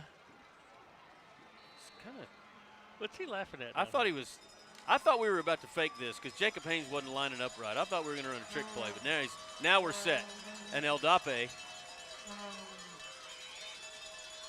gets his stance. The kick is up. It's good, and it's 21-7. With 7:40 left in your NRS second period. We'll take a break and be right back. Cobb Rental, located in Decatur, has the best selection of prices in the Wise County area on equipment rentals and sales. They have skid steers, lifts, trenchers, welders, forklifts, excavators, backhoes, and much more on hand and ready to go to work for you. Whether you need heavy-duty backhoes or trailers for transport, chances are Cobb Rental will have what you're looking for. Come see us at FM 51 in Decatur or online at CobbRentalAndEquipment.com. Good luck, Eagles, from Cobb Rental in Decatur. The law firm of Kernot & Hafer is once again a proud sponsor of Decatur Eagle. With its Decatur office located on the Decatur Town Square, the firm includes local attorney Pat Wadlington and focuses on litigation and dispute management within a wide range of areas, including family and custody issues, business and commercial disputes, estate and inheritance matters, and personal injury and death cases. Kernot & Hafer, friendly, professional, direct, and strong. We're there when you need us. Welcome back to Decatur Eagle Playoff Football at Newsom Stadium in Mansfield as Decatur cuts into the China Spring lead 21-7. Wise Choice Meat scoring summary. You got one for us, Charlie? Yeah, I'm Tony Mooney right now, though. And 95 yards. Nate Palmer, 95 yards, touchdown, easy. Thank you, Wise Choice Meats. I need some salmon. Aldape's Parker Properties kickoff fielded at the 5 and brought out to the 24-yard line by number 24, Gabe Watkins. Let's see if this Decatur Eagle defense can continue the little bit of momentum that the Eagles finally have. That's the first break we had of the game. It was a big one. Yeah. And you don't get much bigger than a touchdown for a break, right? No. I sound muffled, don't I? You do. It's okay. You can pull it down under the chin. I have like an Amish beard? Yeah. Like that? 2 receivers wide to each side with the ball on the right hash for the Cougars. A stack formation here on the near side. McCullough in a shotgun. He'll hand it to Barton. Breaks through the line of scrimmage. Brought down at the 29, gain of 5. Brought down there by number 55, Keegan Hatchell. Hatchell in, looks like for Tally. That would be the left defensive end position. For anybody who was listening earlier when Antoine was slow to get up on a long run by Tristan Exline, he is back in the ball game, cornerback on the far side. A 2-back set for McCullough on 2nd and 5 for the Cougars. You know, Decatur, it looks like they're running a dime. Handoff Barton on the left side, breaks through a tackle, out across the 35 to the 36, and that's another China Spring first down. And I have not seen anybody run through Decatur defenders all season long like I've seen so far in this first half. Hunter Chenault was out there. He was the first to contact him. He had the offensive lineman on him, and he got run through. And, you know, he wasn't able to wrap up because, you know, he was being blocked at the same time. But you're right, I haven't seen anybody run through Chenault all year. Inverse wishbone formation on 1st and 10 for the Cougars. Play fake, pass is complete on the far side in the flat. Out across the 40 to the 43 goes Exline. You know, I got to tell you, Pat, that play didn't gain as many yards as I thought it was going to. He caught that ball, and there wasn't a Decatur defender within 10 yards. Decatur's secondary did a really good job of closing that in. Correction, that was Hafford on the reception. And he'll come line up in a slot receiver to the near side with Battle to the outside. Exline is in a wing formation to the left on 2nd and 4. Now Exline comes in motion to the near side. Play fake, pass complete to the far side. Inside the Decatur 50 down to the 49. And this China Spring offense is quite efficient. They are. They don't make mistakes. They find the open areas. That was Hafford again on that reception.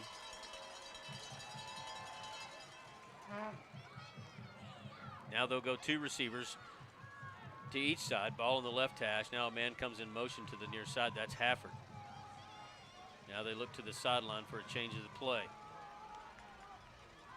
McCullough gives instructions to his offensive line on 1st and 10. He rolls to his right, looking to throw. Throws it deep down the near side. It's complete. Hafford hurdles a man and pushed out of bounds by Cade Brazil. That was Cade Johnson.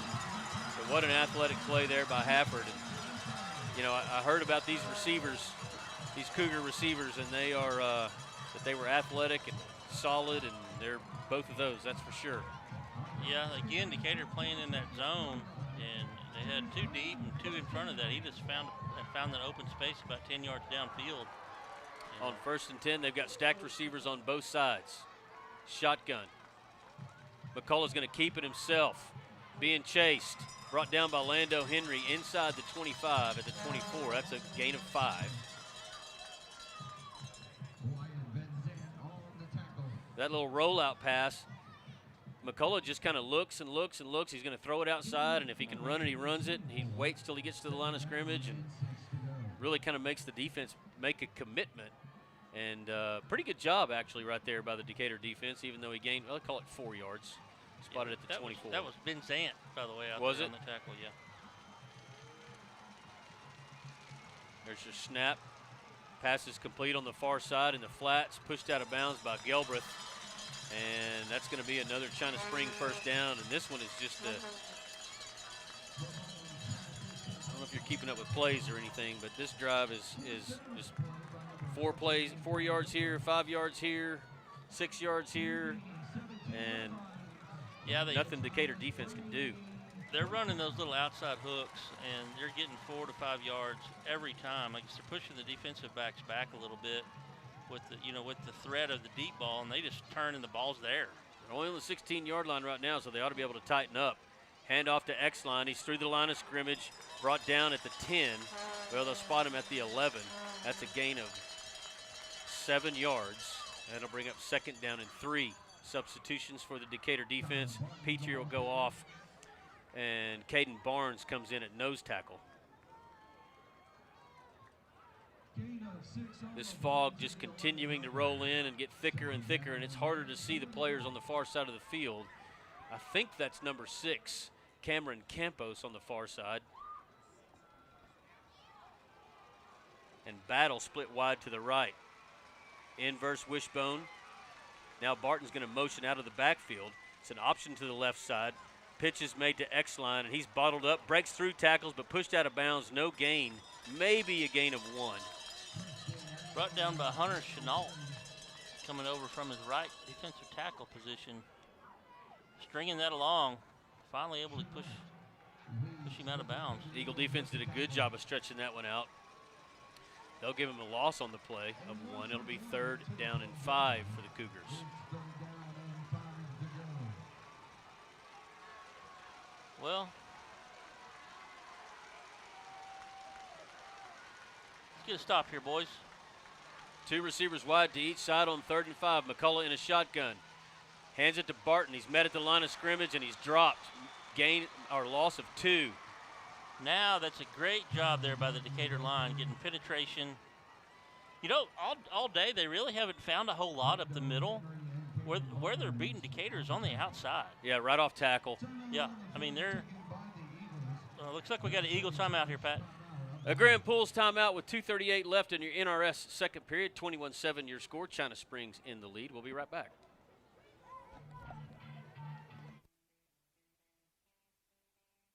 Fuzzy's Taco Shop is your one-stop taco shop. For breakfast, brunch, lunch, dinner, hang time, game time, you get the picture. Our Fuzzy's Baja-inspired tacos, nachos, burritos, and fresh salads are perfect for any time of the day. Grab your ticket stub and head into your local Fuzzy's in Decatur today or tomorrow for free chips and queso with a $5 purchase. Dynasty Overhead Door is the premier garage door company in North Texas.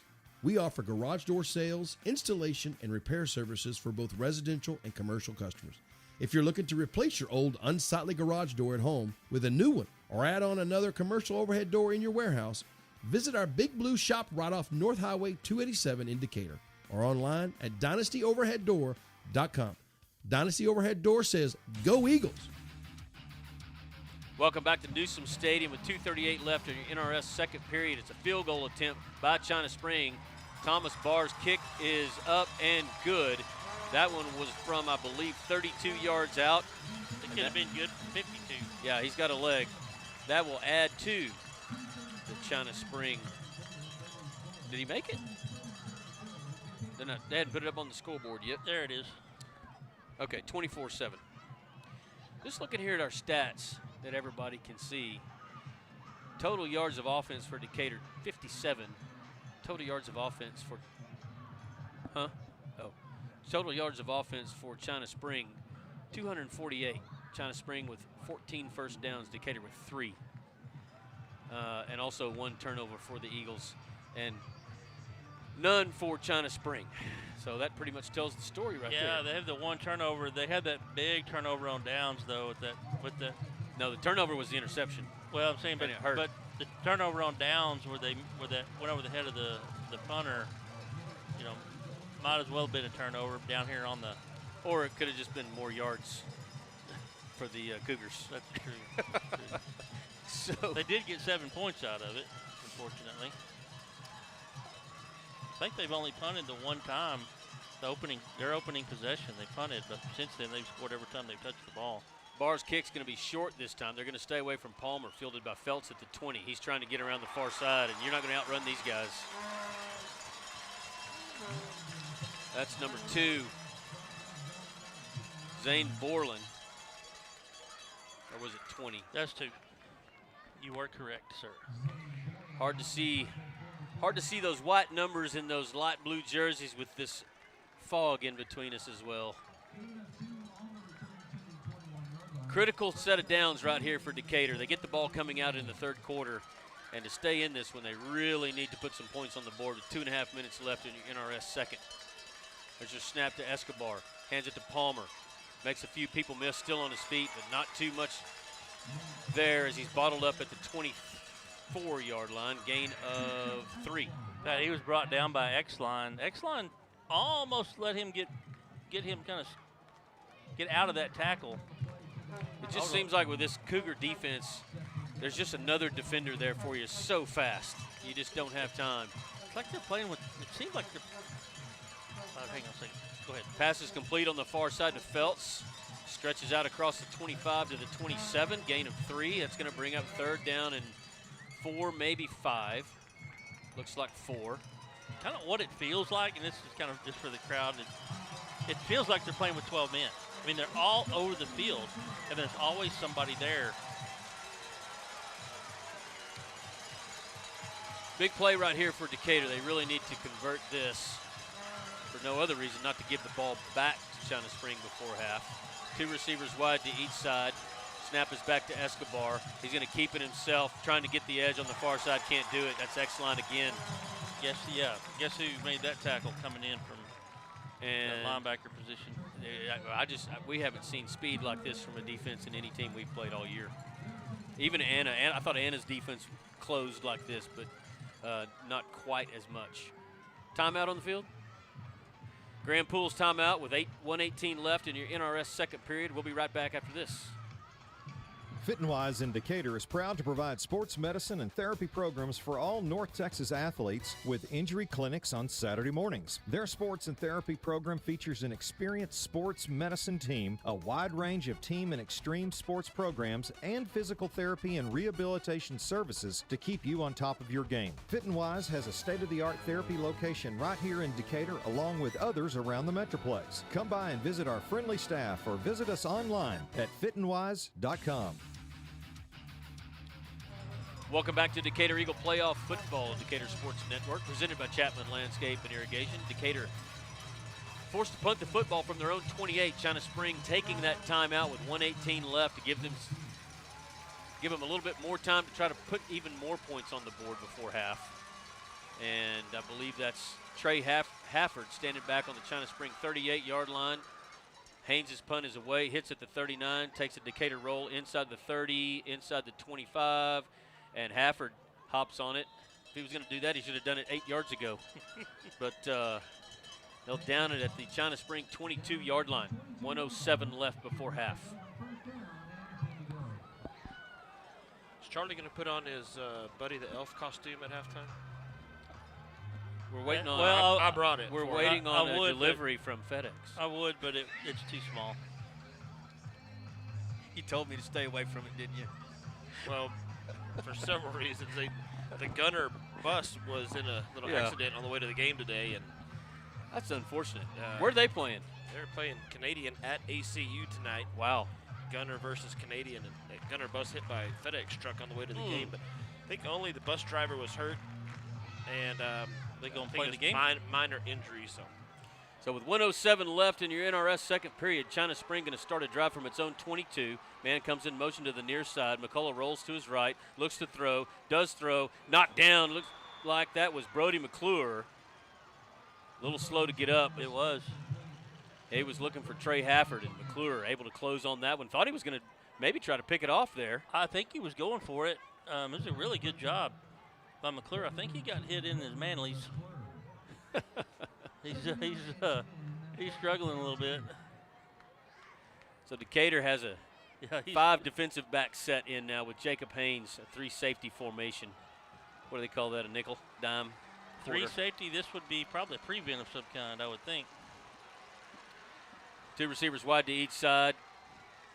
Barton lines up to McCullough's right. McCullough takes the snap, rolls right. Under pressure, just throws it out of bounds, and the Decatur defense excited. I want to think about taking a timeout. Well, you don't have to here with the incomplete pass. Yeah, they make a stop here, Pat. I think you take a timeout and Maybe you get the ball back. Decatur with one left. And I'm thinking China Springs going to put this one in the hands of number 4 and number 5 and keep it on the ground. Yeah, I'm not sure why they didn't try to run the ball. I mean, they're up. Because they got Mr. Texas Football throwing it.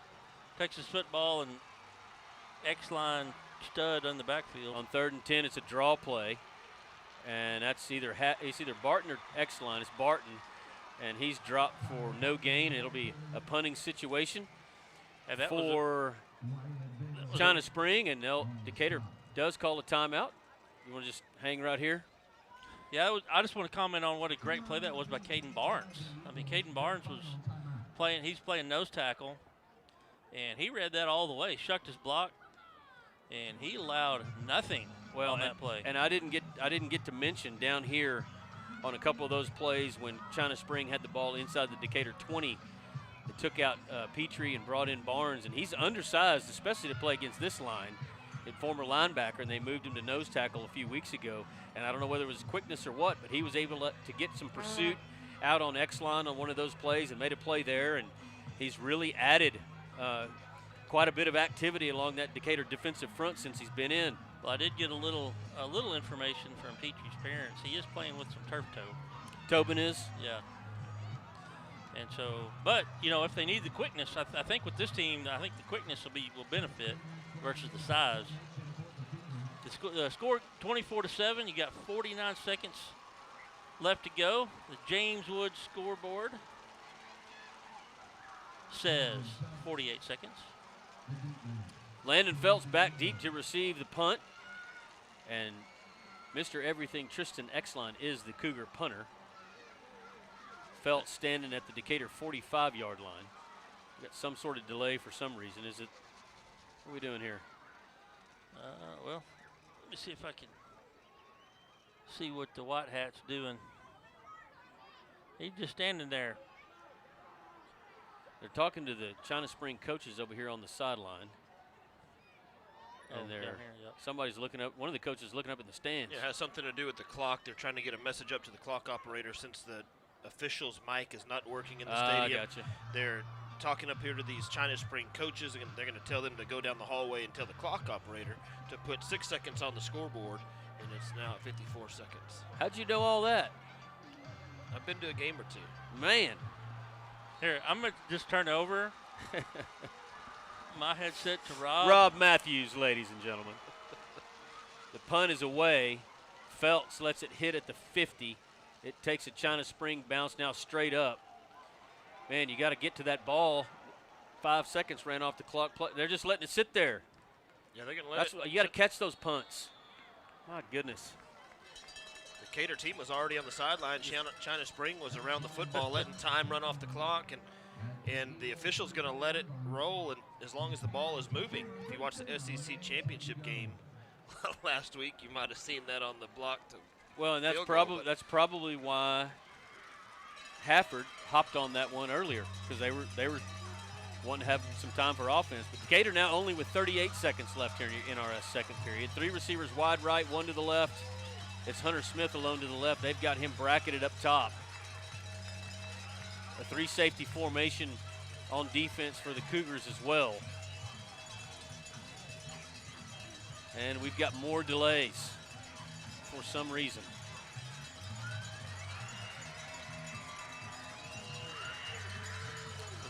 This ref was down talking to Eric. Maybe we're underway. Escobar in his shotgun. Snap is back. Preston rolls to his right, looking right. Now stops. He's going to run it, get out of bounds. There you go. Short little gain of 3. 30 seconds left before half. I don't know what El Dape's range is. We have no timeouts left. So if we had a big gain down the middle of the field, we got 30 seconds to try to get up and spike it. 3 receivers wide left, 1 to the right. Now Phelps comes in motion. Escobar rolls to his left. He's going to throw it complete to Crow along the China Springs sideline. They're going to say he's out of bounds. It was one of those toe to heel situations, I think. He had his toes in the grass and his heels came down in the white. I think your assessment is correct, Pat, based on what I'm seeing in the binoculars. 23 seconds left here before half. 24-7 your score. China Springs with the lead. It's also one of those plays, if it was on the Decatur sideline, it's a catch. But since it was on the China Springs sideline, probably right. It's an incomplete pass. Probably right. Decatur with the ball at its own 47. 23 seconds left before half. They have no timeouts. There's your snap. Escobar rolls to his left. It's a counter draw to Palmer.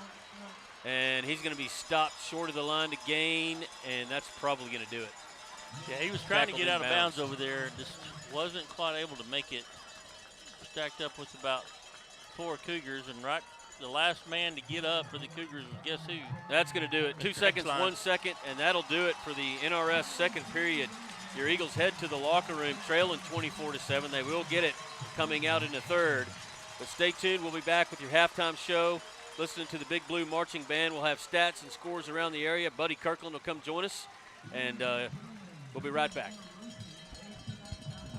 Hawkins Funeral Home is Wise County's only locally owned funeral home and has been serving Wise County and the surrounding area since 1906. The staff at Hawkins Funeral Home is available to you 24/7, 365. Call Hawkins Funeral Home at 940-627-5959 or visit one of their 3 locations in Decatur, Bridgeport, or Boyd. Hawkins Funeral Home, proud supporter of Wise County youth and education and sports. Hi, neighbor. If you want to win state, don't fumble the ball. Pass it to Ryan Realty, the best quarterback in town. They will get you to the end zone and assist you in scoring the extra points. You'll recognize them in their hot pink jersey. For all your real estate needs, located just off the historic Decatur Town Square at 109 South Trinity Street, and their website is ryanrealtytx.com or call 940-626-9770. Ryan Realty, the best in town. S&J Pharmacy at 1101 West Eagle Drive can fill prescriptions in 15 minutes or less with fast and friendly service. They also offer same-day compounding, private consultations, medication therapy management, immunizations, B12 shots, a convenient drive-through window, and free home delivery. S&J Pharmacy accepts all major insurance plans, including Blue Cross and TRICARE. Open Monday through Friday 9 to 6 and 9 to 1 on Saturdays. Call 940-627-5400. That's 627-5400 for S&J Pharmacy in Decatur. Stuck in a state of falling behind? Struggling to keep up with your kids' finances, insurance? Then let State Farm agent Teresa Mader help you simplify by handling your auto, home, and life insurance so you'll have more time for everything else. More money, too. So call State Farm agent Teresa Mader at 940-627-3006 today and get to a better state with State Farm. Visit Teresa Mader State Farm at 1141 South FM 51 in Decatur. Go Eagles! Do you need a new trailer? Texas Custom Trailers in Decatur has the perfect trailer for you. No matter what you're hauling, Texas Custom Trailers has a large selection of utility, flatbed, equipment, cargo, and livestock trailers in stock and ready to go to work for you. See all the brands, photos, and pricing at TexasCustomTrailers.com. You can also find trailer parts and expert repair at Texas Custom Trailers. Go see Texas Custom Trailers on 287 north of Decatur, and go Eagles! Texas Farm Bureau Insurance in Wise County has protected fellow Texans with auto, home, and life insurance since 1963. We have 2 locations in Decatur and Bridgeport that serve over 4,500 members in Wise County and the surrounding areas. Whether you're wrangling cattle or kiddos, we're proud to protect all fellow Texans in all Texan ways of life. Kelly Lynch, Doyle Lowe, Lisa Bradshaw, Chris Hanlon, and Monty Houston are located in the Decatur office across from James Wood Motors. Lisa Bryant and Todd Vineyard are located in the heart of Bridgeport on Wholesale Street. Give us a call or stop by and speak to one of our 6 local agents. Coverage and discounts are subject to qualifications, and policy terms may vary by situation. At Outlaw Equine. Welcome back to Decatur Eagles football. Rob Matthews and Buddy Kirkland here in the halftime show. It's on the James Wood scoreboard, 24-7. China Spring leads it here at the half, and it's been really all China Spring in the first half, except for a 95-yard kickoff return by the Eagles to put them on the board. Had a chance to add 3 more, and that got away from them. And not too. It's not too far out there to think that this could be a 17-10 ball game, but right here at the half, it's 24-7. China Spring leads it at the half in the state semifinal. Buddy Kirkland, our statistician, with us. Buddy, you've got the halftime stats from this first half. Yeah, I've got some numbers for you guys, for you numbers people. Total offense, this kind of tells a little bit of the story. Decatur with 87 yards total offense. China Spring, 256. The number of plays pretty even, 24-33. They're only about 9 ahead of us. But here's a big one: yards per play. Decatur's averaging 3.6 yards per play, while China Spring is averaging 7.8. So big difference there. Passing, sort of the same situation. We're 5 of 9 for 26 yards passing, and they're 11 of 13 for 161 yards passing. So a big difference in that. Now, one thing about China Spring is they are who we thought they were. Okay, they are an exceptional team. The big problem that we've had so far is just a couple of mistakes. I mean, there's only one penalty in the game, and that's a 15-yarder for a face mask against China Spring. So we're doing okay there. But the high snap on the punt, which gave them the ball on the 20, I mean, you can't make a mistake against a team like this and expect them to not score, and they will score. Our defense is, for the most part, when we're making tackles, most of our tackles are being made by the secondary. And you know as well as I do that when the secondary starts making all your tackles, that ball's already gotten 6 yards down the field. Antoine Gilbert right now is our leading tackler with 6 solo tackles. And then the Vendozer has 5.5 to add to that, 5 solos and 1 assist.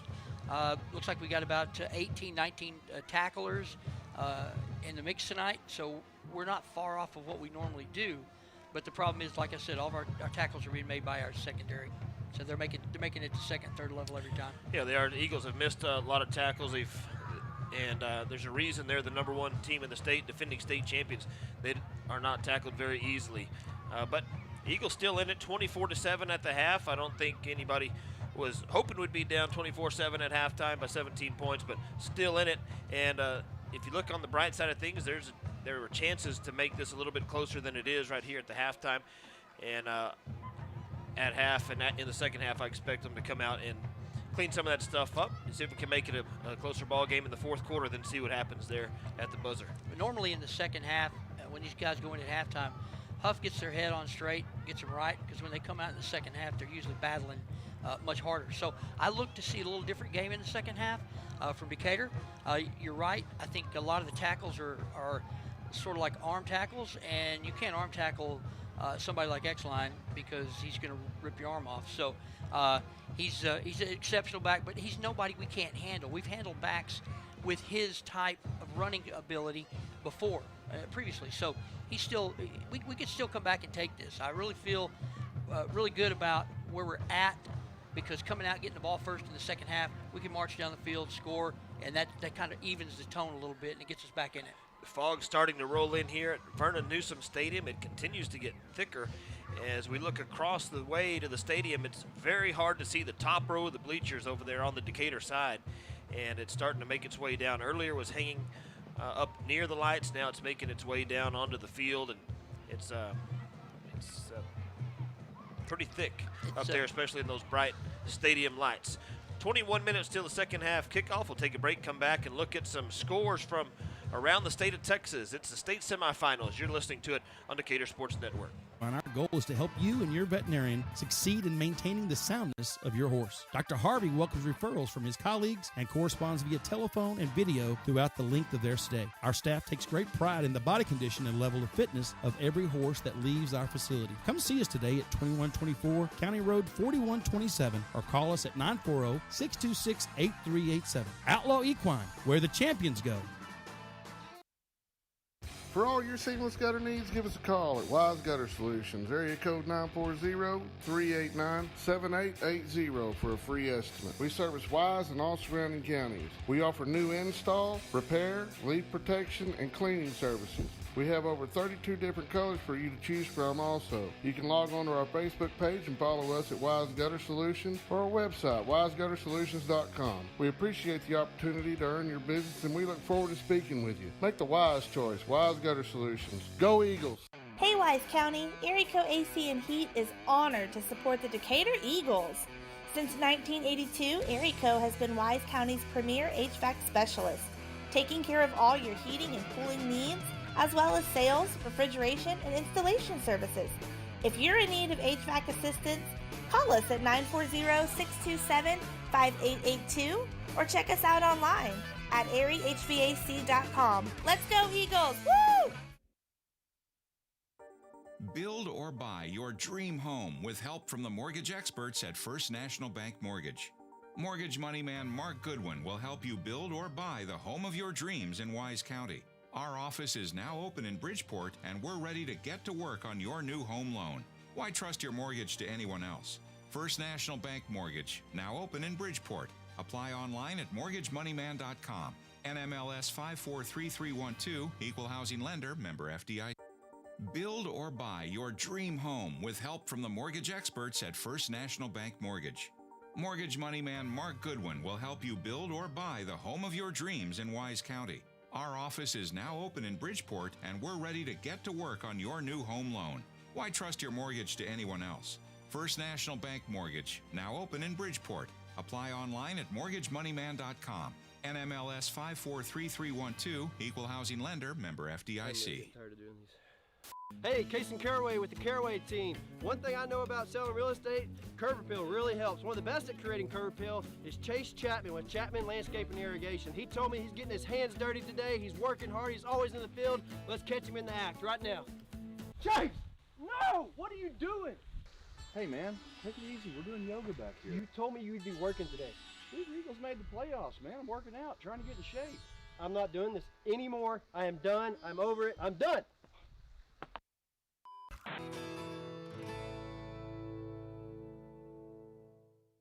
Bison Creek Homes is an established home builder in Decatur, proudly serving Wise County and surrounding areas. With an in-house licensed architect and interior designer, Bison Creek Homes has been leading the way in innovative home designs such as modern, contemporary, farmhouse, Texas Hill Country designs, and more. Come put our many years of construction experience to work for you. Visit bisoncreekhomes.com and check out the many beautiful homes we have built. And go Eagles! Welcome back to Eagles football on Decatur Sports Network. James Wood scoreboard says it's China Spring 24, Decatur 7 here at the half. Looking at scores from around the state of Texas, it's the state semifinal round. The winners this weekend will play next week at Cowboy Stadium in Arlington. Last night in 2A Division II, it was the Albany Lions over the New Home Leopards, 53-25. They'll play Mart, who defeated Burton 41-14. In 2A Division I, the Holly Bearcats defeat Crawford 34-20. They'll play Refugio, who won last night 24-21 over Timpson. In 3A Division II, a game played earlier tonight at 6 o'clock, it was the Gunner Tigers 21, the Canadian Wildcats 20. That game started at 6 p.m. We mentioned it earlier. One of the Gunner buses involved in a slight accident. I think from what I heard, they had 3 buses. It was the third bus that was hit by a FedEx truck. And I think just the driver had some minor injuries. Don't know anything further than that. They did talk about delaying the game to 7:30, but they still kicked off at 6 o'clock. Gunner wins it 21-20 over Canadian. They'll play the Pirates of Poth 38-21 over Harmony. In 3A Division I, last night at the Star in Frisco, the Brock Eagles defeat Malakoff 21-10. They'll take on the Franklin Lions next week. Franklin knocked off Edna 41-13. In 4A Division II, games taking place right now. The Carthage Bulldogs on top of the Glenrose Tigers 28-14 with 5:09 left in the third quarter. And a final down in Region 3 and 4, Wimberley knocks off Cuero 42-36. So Wimberley will get the winner of Carthage and Glenrose, and right now Carthage up 2 touchdowns. In 4A Division I here at Vernon Newsom Stadium, it's 24-7. China Spring over Decatur. They'll play the winner between Bernie and Tyler Chapel Hill. Bernie leads at 21-0, and I believe they're at the Alamo Dome in San Antonio, 4:30 left in the third quarter down there. And I think only a couple of 5A games taking place tonight. South Oak Cliff leads Argyle as they start the third quarter, 7-0. South Oak Cliff over the Eagles. And Port Neches Grove over Liberty Hill 32-14 with 5:04 left in the third. Those are 5A Division II scores. 5A Division I, Longview will play Aledo tomorrow. Corpus Christi Veterans Memorial will play College Station. That game tomorrow at 5 o'clock at the Alamo Dome. And then in Class 6A, DeSoto and Denton Guyer. That one will be a good one tomorrow, 2:30 at the Ford Center at the Star. Duncanville plays Prosper at SMU's Ford Stadium tomorrow at 4 o'clock. And then Katy will take on Austin Vandergriff tomorrow at 1 o'clock in the Alamo Dome, and Austin Westlake will play Galena Park North Shore, 3 p.m. at Rice. That ought to be an outstanding ball game, Westlake and Galena Park North Shore. Those are two story programs, and they're usually left about this time together. So it's going to be an excellent game. Very, very much looking forward to the game at the Star tomorrow night for Denton Guyer. Everybody prognosticated that South Lake Carroll was going to take them out, and they ended up washing the field with them. So excellent team coming out of Denton Guyer. 24-7 here at the half. We'll take a break. Be back with Pat and Charlie in their first half analysis and their look to the second half on the James Wood scoreboard. 24-7, China Spring. We'll be back. Cobb Rental, located in Decatur, has the best selection of prices in the Wise County area on equipment rentals and sales. They have skid steers, lifts, trenchers, welders, forklifts, excavators, backhoes, and much more on hand and ready to go to work for you. Whether you need heavy-duty backhoes or trailers for transport, chances are Cobb Rental will have what you're looking for.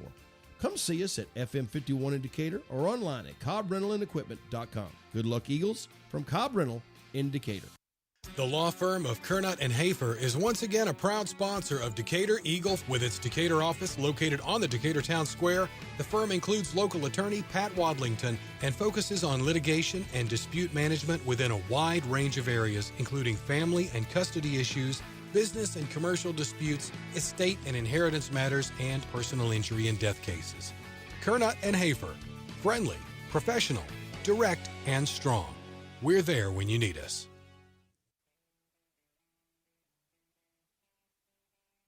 Fuzzy's Taco Shop is your one-stop taco shop. For breakfast, brunch, lunch, dinner, hang time, game time, you get the picture. Our Fuzzy's Baja-inspired tacos, nachos, burritos, and fresh salads are perfect for any time of the day. Grab your ticket stub and head into your local Fuzzy's in Decatur today or tomorrow for free chips and queso with a $5 purchase. Hey Wise County, Erico AC and Heat is honored to support the Decatur Eagles. Since 1982, Erico has been Wise County's premier HVAC specialist, taking care of all your heating and cooling needs, as well as sales, refrigeration, and installation services. If you're in need of HVAC assistance, call us at 940-627-5882 or check us out online at eriehvac.com. Let's go Eagles! Woo! Hi, this is Sam the Concrete Man, and we've been providing residential and commercial concrete services since 1989 with a team of expert concrete installers. If you're looking for reliable, experienced concrete, Sam the Concrete Man is the concrete company for you. Hi, this is Sam the Concrete Man, and we've been providing residential and commercial concrete services since 1989 with a team of expert concrete installers. If you're looking for reliable, experienced concrete, Sam the Concrete Man is the concrete company for you. We're dependable, have great track record, and always put our customers first. Contact us today at 817-230-4512 for our on-site free estimate. We also service Denton, Wise, Parker, and Tarrant counties. Go Eagles! Dynasty Overhead Door is the premier garage door company in North Texas. We offer garage door sales, installation, and repair services for both residential and commercial customers. If you're looking to replace your old unsightly garage door at home with a new one or add on another commercial overhead door in your warehouse, visit our Big Blue shop right off North Highway 287 in Decatur or online at dynastyoverheaddoor.com. Dynasty Overhead Door says, Go Eagles! Fit and Wise in Decatur is proud to provide sports medicine and therapy programs for all North Texas athletes with injury clinics on Saturday mornings. Their sports and therapy program features an experienced sports medicine team, a wide range of team and extreme sports programs, and physical therapy and rehabilitation services to keep you on top of your game. Fit and Wise has a state-of-the-art therapy location right here in Decatur, along with others around the Metroplex. Come by and visit our friendly staff or visit us online at fitandwise.com. Welcome back to your Carrillo, Sops, and Tibbles halftime show here at Newsom Stadium. We're at halftime of the state semifinal game between Decatur and China Spring. Charlie, they asked us to come on and give our analysis of the first half, and it's kind of a tough chore. It is really a tough chore because you really want to be positive. Yeah. About Decatur. Now, here's a positive thing. Decatur plays really good second half football. Well, we're going to have to here. And that's going to have to carry over into this game if Decatur wants to have a chance. Down 17, it's not an insurmountable task. They're going to have to get some stops, obviously. You know, I feel like when you do these things, you kind of speak the obvious, right? I mean, you got to get some stops. You got to have some good plays on offense. You got to catch a break, and you got to. Do the things that you're taught that you work on every week. And so, we'll see what happens here. But, unfortunately, Decatur is they're just getting beat on both sides of the ball. And that's everything positive to say about China Spring. Absolutely. I mean, China Spring is a good football team. And they're better than any team that we've played. We talked about that in the pregame. Well, they've beaten the two teams that beat us. Yes, so, and I could see why. I mean, they're fast. They don't miss tackles. We talked in the beginning in the pregame show about what we had to do and what we couldn't do to be able to hang in here. And I'm not saying it's over 24/7, but one of the things that we said we had to do was get turnovers. We haven't.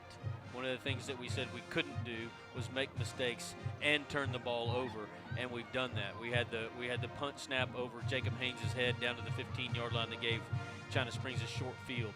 We get into the Case IH red zone, and Preston throws an interception to Exline at the 5-yard line to take points off the board. And I don't think he saw Exline.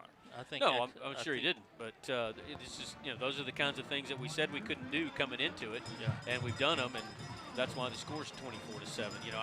I know that Rob and Buddy probably just went through these stats, but if I just compare the quarterbacks, Cash McCollum is 11 of 13 for 157 yards and 2 touchdowns.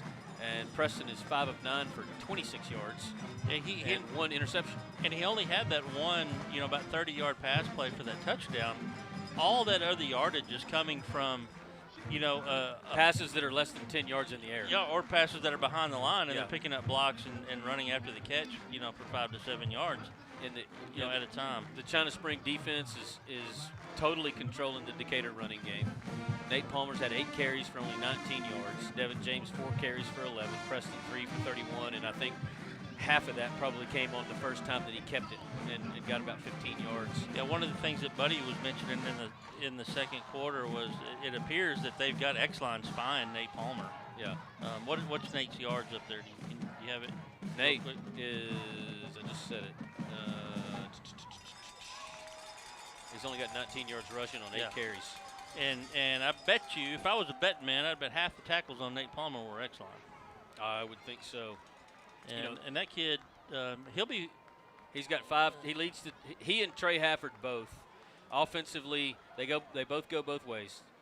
And Hafford was a major problem as a receiver for Decatur in the first half. I think he had 8 receptions, but he and Exline are both tied for 5 solo tackles apiece. Hafford has 1 for loss, but Exline obviously has the 1 interception.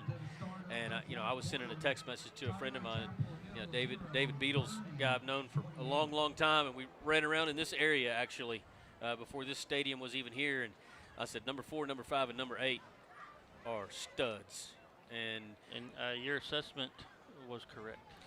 So 5:20 and counting left on your halftime scoreboard. Let's take a quick break, and hopefully by then the teams will be out warming up, and we'll get ready for your start. Real quick. Trey Hawkins, I need you to be at my office Monday morning about 10 o'clock.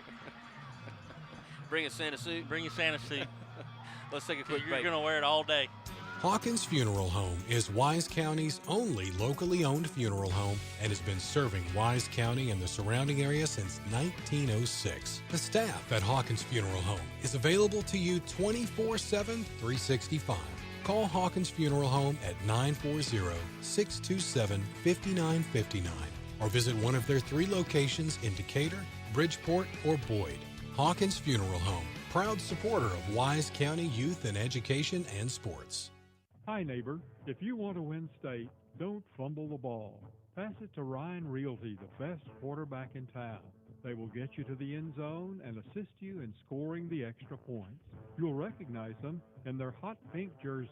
For all your real estate needs, located just off the historic Decatur Town Square at 109 South Trinity Street, and their website is ryanrealtytx.com or call 940-626-9770. Ryan Realty, the best in town. S&J Pharmacy at 1101 West Eagle Drive can fill prescriptions in 15 minutes or less with fast and friendly service. They also offer same-day compounding, private consultations, medication therapy management, immunizations, B12 shots, a convenient drive-through window, and free home delivery. S&J Pharmacy accepts all major insurance plans, including Blue Cross and TRICARE. Open Monday through Friday 9 to 6 and 9 to 1 on Saturdays. Call 940-627-5400. That's 627-5400 for S&J Pharmacy in Decatur. Stuck in a state of falling behind? Struggling to keep up with your kids' finances, insurance? Then let State Farm agent Teresa Mader help you simplify by handling your auto, home, and life insurance so you'll have more time for everything else. More money, too. So call State Farm agent Teresa Mader at 940-627-3006 today and get to a better state with State Farm. Visit Teresa Mader State Farm at 1141 South FM 51 in Decatur. Go Eagles! Do you need a new trailer? Texas Custom Trailers in Decatur has the perfect trailer for you. No matter what you're hauling, Texas Custom Trailers has a large selection of utility, flatbed, equipment, cargo, and livestock trailers in stock and ready to go to work for you. See all the brands, photos, and pricing at TexasCustomTrailers.com. You can also find trailer parts and expert repair at Texas Custom Trailers. Go see Texas Custom Trailers on 287 north of Decatur, and go Eagles! Texas Farm Bureau Insurance in Wise County has protected fellow Texans with auto, home, and life insurance since 1963. We have 2 locations in Decatur and Bridgeport that serve over 4,500 members in Wise County and the surrounding areas. Whether you're wrangling cattle or kiddos, we're proud to protect all fellow Texans in all Texan ways of life. Kelly Lynch, Doyle Lowe, Lisa Bradshaw, Chris Hanlon, and Monty Houston are located in the Decatur office across from James Wood Motors. Lisa Bryant and Todd Vineyard are located in the heart of Bridgeport on Halsell Street. Give us a call or stop by and speak to one of our 6 local agents. Coverage and discounts are subject to qualifications, and policy terms may vary by situation.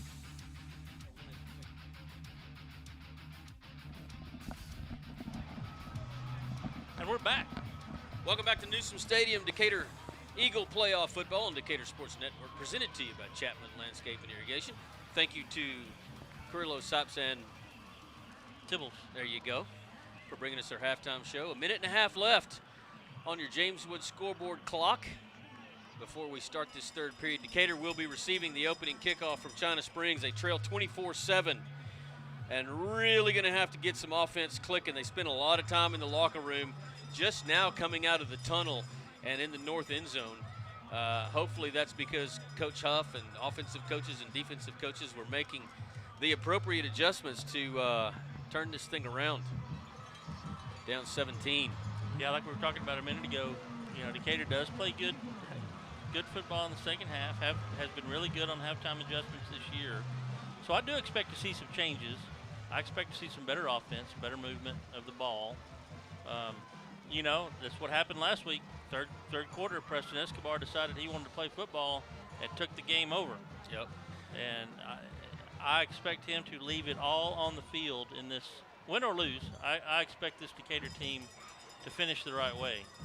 And so I think we're in for just an exciting half of football, and hopefully we can make some noise here. China Springs about to run through their tunnel. Let's take a quick break. We'll be back in 30 for the start of your third quarter. At Outlaw Equine, our goal is to help you and your veterinarian succeed in maintaining the soundness of your horse. Dr. Harvey welcomes referrals from his colleagues and corresponds via telephone and video throughout the length of their stay. Our staff takes great pride in the body condition and level of fitness of every horse that leaves our facility. Come see us today at 2124 County Road 4127 or call us at 940-626-8387. Outlaw Equine, where the champions go. Welcome back to Newsom Stadium here in Mansfield, Texas, as we start this third quarter. Thank you to the Shop in Decatur for sponsoring our third quarter, as both teams are on their respective sidelines. China Spring here on the near side, home side where the press box is, and Decatur on the far side, huddling at their own 45-yard line with their special teams coaches. Now they break and onto the field. Pat, this game isn't as bad fog-wise as that Dumas game was. We could actually make out the players on the other side, but this fog has consistently gotten more dense as this game's gone on. Yeah, we were saying, ironically, it's a fog doesn't seem to be the Eagles' friend. The only two foggy games I think I've called were the Dumas walk-off field goal game in Lubbock and this one. Well, the Dumas one was so bad, you actually had to go down, if you recall, and call the game from Did the y'all sideline. stay in the press box? I guess you had to because the equipment was up there. Yeah, Tony and I stayed up, and you actually went down and did the play-by-play from the field so you could see what was going on. Nate Palmer standing on the 5-yard line. I'm sure they will not kick it to him. He is responsible for Decatur's only score as he ran back a 95-yard kickoff return for a touchdown in the second quarter. Thomas Barr approaches and he kicks it short to the near side. It's caught by Feltz, and he's going to pass it back to Palmer, and he's trying to get around the far side. Gets a little bit of yardage across the 30 to the 35. Nice little trickeration by the Eagles. Brought down elimination time. You pull out everything. Yep. A good friend of mine told me a lot of broadcasts we did together, he always said the most important drive was this first one in the third quarter, and I think tonight that might be more true than ever. Yep. Yeah, I think Decatur knew exactly where they were going to kick it and had a plan up their sleeve. Helped a little bit. Ball spotted at the Decatur 36 where they'll start this drive. From the right hash. Snap is back. Handoff Palmer. Up the middle. Short gain, maybe reached the 38. Gain of 2. Brought down by number 44, Jalen Trotter for the Cougars. Big Jalen Trotter, a senior defensive end. And it's just tough sledding up front. I will say this, China Spring has dominated the line of scrimmage on both sides of the ball, and that's reflective in the statistics. 2nd and 8. Escobar, play fake, throws it over the middle, incomplete. Looking for Luke White. He went up, tried a one-handed grab, and almost had it, and almost came down with it at the 40-yard line, but good coverage there by China Spring and knocked it away. It's going to bring up 3rd down and 8, 3rd down conversion on this opening drive of the third quarter. That's going to be important. That was Gabe Watkins on the coverage. Eagles bring in James for a 2-back set. So your receivers are Feltz, Hunter Smith, and Kyler Crow lined up as a tight end on the left side. Pistol formation, Feltz comes in motion. Escobar rolls to his left, throws it complete to Feltz, trying to get across the 45. He's got the line to gain, and a Decatur first down. Huge play there. Krisha Heston, Parker Properties first down to keep this drive alive. Taking a play out of the China Springs playbook. Little short pass out to the left side, pick up some blockers out here.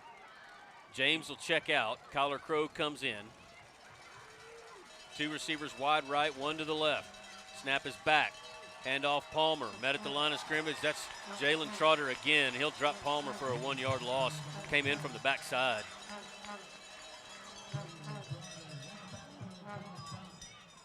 He came from the left defensive end all the way across in the backfield. Able to bring Palmer down. Decatur now facing a 2nd and 9. 2-back set and 2 receivers wide right. Now James motions out of the backfield. Handoff Palmer up the middle. Got some room.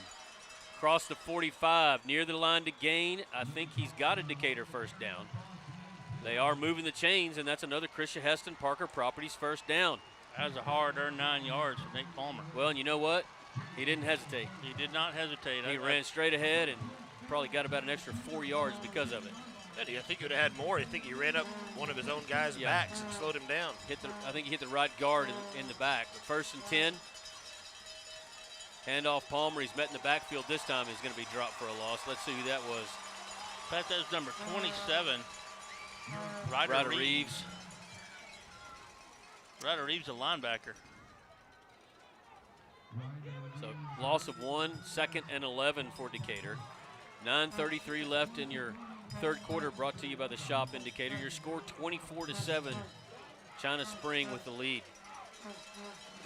3 receivers wide right, 1 to the left. Palmer motions out of the backfield. Escobar under pressure, steps up in the pocket, and he's going to be sacked. That's number 12, Graydon Grimes. If he would have taken off about 1 second sooner, I think he would have had a lot of room to run, but he was still looking downfield, and the defensive lineman able to get his hands on him, bring him down. They say no gain and no loss, so it's going to bring up 3rd down 11 from the China Spring 43-yard line. You know, I think you could say that about a number of plays, that if he just would have done something a half a second quicker. Decatur just doesn't seem used to this speed, how fast they're in the backfield. 3 receivers wide right, 1 to the left is Hunter Smith. Escobar under pressure from the backside. He's going to be sacked. The ball's on the turf, and it's picked up. Nope. Yeah, recovered. Looks like it's recovered by China Spring. I think 73 for the Eagles. Picked that ball up, Aiden Nance. Well, the pressure came from number 44 again, Jalen Trotter from the backside. And I think he just came right around the edge of Aiden Nance and hit Escobar from behind, and that's going to cause a punting situation. Fortunate. Well, you've got the officials down here talking. That's usually not a good sign what they're about to come up with. They discussing who has possession, perhaps? I think so. It is going to be, they're going to send an official to talk to Coach Huff on the Decatur sideline. The white hat is going to call the China Spring coach over and visit with them. Whatever they're doing, they are not in a hurry. No, Coach Huff isn't. He got the explanation, and I think they're going to say somebody was down it. Oh, nope. Decatur's going to send their defense on the field. They had their punt unit out there, so I think it's going to be China Spring football. China Spring football. Or are we going to that's or is it change of possession? That looks like the offense. The offense. So did China Spring recover the football and then they fumbled it and we got it back? We have no explanation we for the did have officials. I'm not sure if they said China Spring had the ball, but I do know one of our linemen ended up with it. So it might be 1st and 10 Decatur after losing 19 yards. Let's see. Well, they're now walking off something here. Oh, gosh. All right, looking at, I'm going to. Are they going to call a personal foul roughing the passer? It was at the 43-yard line. They're going to come all the way up and set the ball down at the original line of scrimmage at the 43, Pat. And what down is it? It still shows 3rd and 11.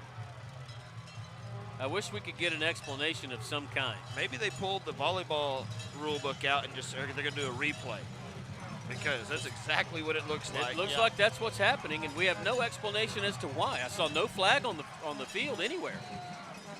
They are going to replay 3rd down. 3rd and 11 Decatur, once again from the China Spring 43. Empty set for Escobar. Quick pass is complete to Feltz, and he's going to throw it. He throws it deep down the sideline, and that should be a flag. Pass interference. Yes, sir. Yeah, he was looking for Luke White, and he was tackled. Yeah, they had a lateral and then a deep pass by the Eagles, and China Spring doing all they could to save the touchdown, just tackled the receiver back there. It's going to be a 15-yarder, going to be a 1st down out of who knows what the play was before that. I have no idea. I've never seen it. Well, maybe they got. Perhaps they started the play before the whistle. And that's the only thing I can think of, is they snapped it and the officials didn't say they could or something. I don't know. Didn't let the exchange happen. You know, maybe there was a substitution and something like that. It'd be interesting to get an explanation at some point. I do know what it is. It's a Decatur 1st down. It is a Christian Heston 1st down by penalty. Needed a few breaks. 1st and 10 Eagles, opening possession of the second half. They have the ball at the China Spring 28. Escobar looks to throw it. He's going deep down the far sideline. Looking for White. He's up. Incomplete. It's good defense over there by number 21. You sure it's not 24? Gabe Watkins? I'm looking again. I think it's 24. Again, we're looking through about 200 yards of fog. No, it's 20. It's 21. Really? Yep. 21 is Moses Garza, supposedly a defensive lineman on my roster. No, 24. Handoff Palmer, breaks to the outside. He's got another Decatur first down inside the 20 at the 18-yard line. A Christian Heston first down, and the Eagles are inside the Case IH red zone on their first possession of the second half with 7:56 left on your James Wood scoreboard in this third quarter. 24-7 your score. China Spring with the lead. Decatur hurries up, hands it to Palmer. Palmer wiggles his way across the line of scrimmage, pushes his way down to the 11-yard line. Nice gain of about 7. Palmer does a good job cutting back to the right once he gets past the line of scrimmage. Breaking a few tackles, carries a few Cougars with him. 7-yard gain. Ooh, there's a snap. Escobar's going to keep this one. He's across the 10. He's got another Eagle first down to the 6-yard line, 7-yard line. Escobar's first contacted at the line of scrimmage, spun out of that tackle.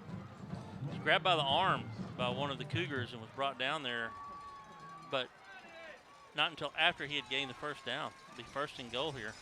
Connor Skelly helmet came off, the left guard. He's going to have to come off, and Simon Varnador in. So first and goal, Eagles from the China Springs 6-yard line. Pistol formation. Tied into the right side. Handoff Palmer coming to the right. He's got the edge, trying to get in the end zone, and he does. Nate Palmer, touchdown Decatur. That's a good blocking over there by the defense, by the wide receivers, cutting that back, allowing Palmer to set the edge, get into the end zone over there in the corner. McLaughlin supplied touchdown with your Decatur Tire extra point upcoming as Decatur tries to trim this lead to 10 points. Don't go away just yet. Ho, ho, ho. Had to catch a few breaks. Got one and took advantage of it. Yeah, we still don't know what it was, but we'll take it. Yeah, whatever. El Dape's extra point is good, and your score 24-14 on your James Wood scoreboard. 6:54 left in the third quarter. We'll be right back.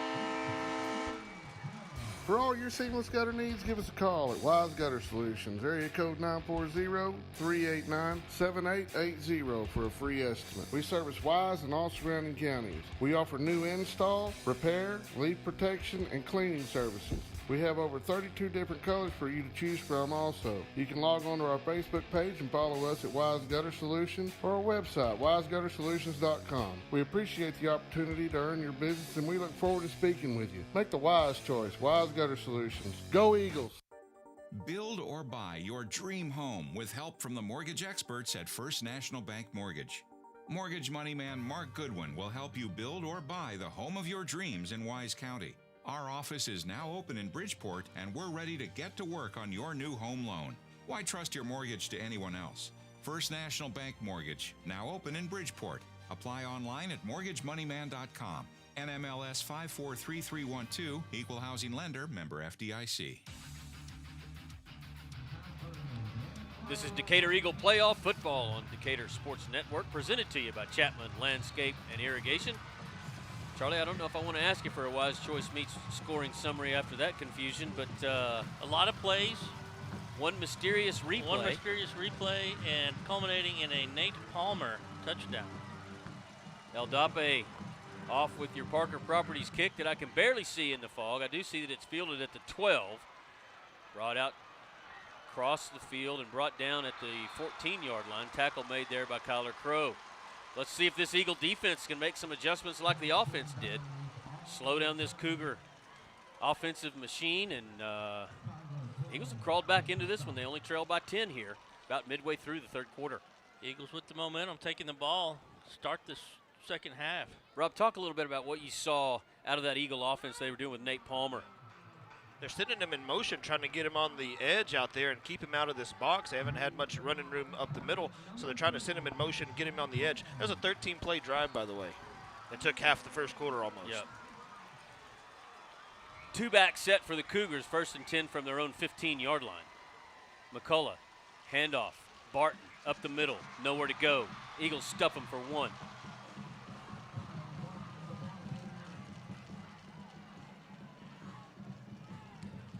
Brought down by a lot of Eagles. Number 56, right smack dab in the middle of it though. It's Ethan Talley. They'll give him 2 yards. It'll be 2nd and 8 Cougars from their own 17. As time ticks away, it gets more and more difficult to see the field up here in the press box. 2 receivers wide to each side. McCullough's going to throw it, looking over the middle, going deep down the middle, and that's going to be incomplete. He was looking for Tex Line. That's a town up in the Panhandle. X-Line. He's not going to see Tex Line from here either. No. But if you're talking about how difficult it is to see in this fog, ask that kid. That was a high ball up into this fog, and he just looking back at it. I don't think he saw it until it was too late. It was overthrown just by a touch. 6:04 to go here in the third quarter, brought to you by The Shop. Look at the big screen, too. It's almost just a whiteout. You can't see anything on the big screen either. 3rd down and 8. Big play here in the third quarter as Decatur comes out and scores in its opening possession. They can get a turnover here on downs. It'll be huge. McCullough's going to throw it under pressure. Throws it on the far side, and it's going to be incomplete, I think. Nope. They're going to call it a catch. They're conferring. They're saying he was out of bounds. Yep, incomplete. He caught it. He was just out of bounds when he landed. Man, the line judge on that Decatur sideline, he was calling it a catch. The back judge came in here. They talked about it, and it was incomplete. The coaches to my left, if you could hear the banging on the counter, or that's who it is, the China Spring coaches are the ones right next to us, didn't like the call. He couldn't see it from here. He don't know if it was good or bad because it's so far away. He acts like he could see it, but he can't. Well, we couldn't see it. I just saw 2 guys go up, and it would have been a tough catch for anybody. And so a punting situation for China Spring. Landon Feltz standing on the China Spring 48-yard line. McCullough's going to kick it. It hits at the 45, takes a China Spring bounce. Feltz picks it up, and he's down the sideline inside the 40. They're going to say he stepped out of bounds. Oh, he grounded that one like a slow roller to second base, back just about the 46-yard line up the sideline. But when he went to cut, his right foot went on the sideline. It's going to be Decatur football guys in positive territory at the 36-yard line. Went down and scored, got a 3-and-out stop, and got the ball back in China Spring territory. 5:45 to go here in the third. 2-back set for Escobar as the officials spot the ball at the 36 on the right hash. Hand off Palmer. He's got room into the secondary. Nate's inside the 25 down to the 24. It's another Eagle first down brought by Krisha Heston and Parker Properties. And fellas, second half momentum is all Decatur blue. Yeah, that was one of those plays where they brought him from the outside, handed the ball in, he cut it right up the middle, was able to find some yardage. And off to James this time. He's through the line of scrimmage, still churning his feet, trying for the 22, and that's where they'll stop him. He brought down by X-Line, assisted by number 44, Jalen Trotter. 2 names we've been calling all night long for the China Spring Cougars. Winner of this game will play in the state championship game next week. Right now, the Bernie Greyhounds lead Tyler Chapel Hill 21-0 in the third. 2 receivers wide to the left, to the right, 1 to the left, and 2 receivers in the backfield with Escobar. Escobar's going to throw it, no pressure. Now he's going to be pressured, and he's escapes to the right, going to throw it deep toward the end zone. Incomplete. It was caught, but out of the back of the end zone. But he was that just Palmer? too deep. You just can't see who's who. That was Nate.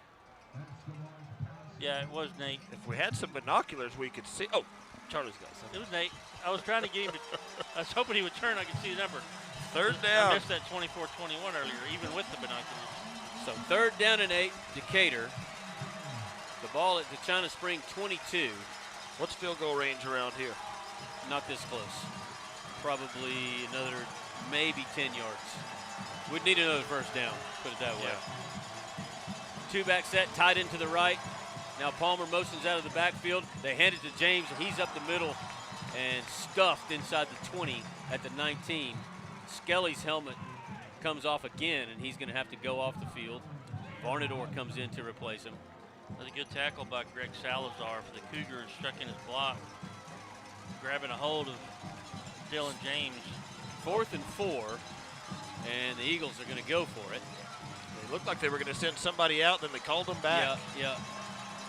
Hey, this is a game to go to the state championship. You don't hold anything back here, guys. Big play with 4:02 and counting left here in the third quarter. Two-back set, 4th down and 4. Inside the China Spring 20. Palmer motions. Escobar rolls left, under pressure. Throws it complete to Palmer. Inside the 15, down to the 13. It's a Decatur first down. You know, that's a play we hadn't seen yet where they motion him outside. I think that little dump, and again, it's just kind of that outside stuff that China Spring has been doing. Just doing it right back to them. Hopefully we can convert here. Yeah, inside the Case IH red zone, that ball was at the 19. Now it's down to the 11. A fresh set of downs for the Eagles, 1st and 10. They can get a first down at about the 1-yard line, guys. Two-back set, tied in on the left. Hand off to James. He's through the line of scrimmage. I think the ball's on the turf, and China Spring has it. Oh, man. That'd burn it.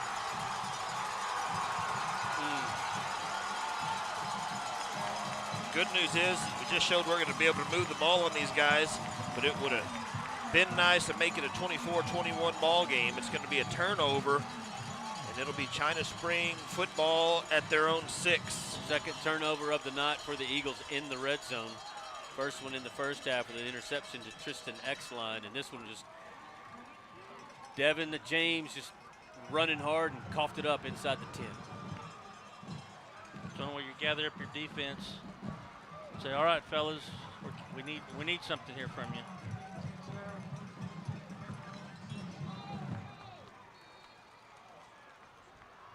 Caden Barnes still in at nose tackle. Wildcat formation with Exline at quarterback. He's dropped from behind, short gain of maybe 1, maybe 2, out to the 7.5-yard line. Brought down by number 38, Lando Henry. Cash McCullough comes back in. And 2nd down and 8. They're going to take their time, run the play clock down, try to start shortening this game. Only a 2-possession ball game right now, and China Spring is not going to wait till the second half of the 4th quarter to start wasting time. There's your snap. McCullough's going to throw. It's complete in the flats on the near side. It's Exline. He's across the 10 out to the 12. Going to be about 4 yards short, maybe 5 of the line to gain. It's going to be 3rd down and 4, they'll call it, on the James Wood scoreboard. Now under 3 minutes left in the 3rd quarter. Brought down out there by Ethan Talley. Over from his left tackle position. China Springs content to let time run off the clock. Under 10 seconds now on the play clock. Now McCullough will get everyone set in a shotgun. Exline comes in motion. They're going to hand it to Barton coming around the far side. He makes a move, and he is going to get the first down, I think. It's going to be awfully close. I do think he has it. Yeah, he's got it by about half a yard there, Pat. Move the chains. This officiating crew out of the Houston area. Talked to them before the ball game. First down, China Spring, 2:08 and counting left in your 3rd quarter. Brought to you by the shop in Decatur. 24-14 your score. China Spring with a 10-point lead. The only score here in the second half was Decatur putting 7 on the board in their first possession. Snap is back. Pass over the middle's incomplete. Looking for Exline off his hands. And that'll stop the clock for the Eagles. Look across the way, the Decatur fans have their phone lights on, trying to wave across the stadium. It looks like maybe the China Spring people have their phones out too, waving their lights back and forth. We went through this and love it. It's entertaining. It is pretty good. Sort of. 2nd down. 2nd down 10. China Spring from their own 16-yard line. 2 receivers wide to each side. McCullough rolls to his right, looking to throw. Throws right, and it's intercepted! Brody Edens goes up high and gets it. He climbed the ladder, all 6 foot whatever he is, and used every inch of his length and brought it down at the 32. Was it a one-handed catch? It sure looked like it from up here. One-handed catch as he was going to the ground. And the Eagles have the football back at the 32-yard line going in. I was trying to see the replay over there. Yeah, good luck with that. But it is just a white out on the board over there. I'll tell you what, that was one heck of an athletic play for an outside linebacker to make. Just sunk back in coverage. Oh. And you were able to see it. He did climb the ladder. He did. It was two-handed. Oh. Pistol formation for Decatur. 1st and 10 again in China Spring territory. There's your snap.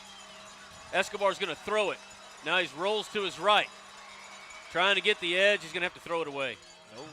Or is it complete? He had it complete, then he dropped it as he went out of bounds. Going to be an incomplete pass. Brings up 2nd down and 10. How did you see that? You see that? It happened right there. Are y'all watching the game? Yeah, I'm watching this game on real life. What are y'all watching it on? YouTube over here? That's an experienced play-by-play man making things up. Hey, the people don't know what we're talking about. You don't have to explain it to them. 2nd and 10, Decatur from the China Spring 32. Trying to capitalize on a China Spring turnover. They'll hand it to Palmer. He's met after 1 yard and pushed back. Not to mention I'm younger than both of y'all. Big number 55, Greg Salazar, all 270 pounds of him. You don't push that backwards when you run into it. 3rd and 9 for the Eagles.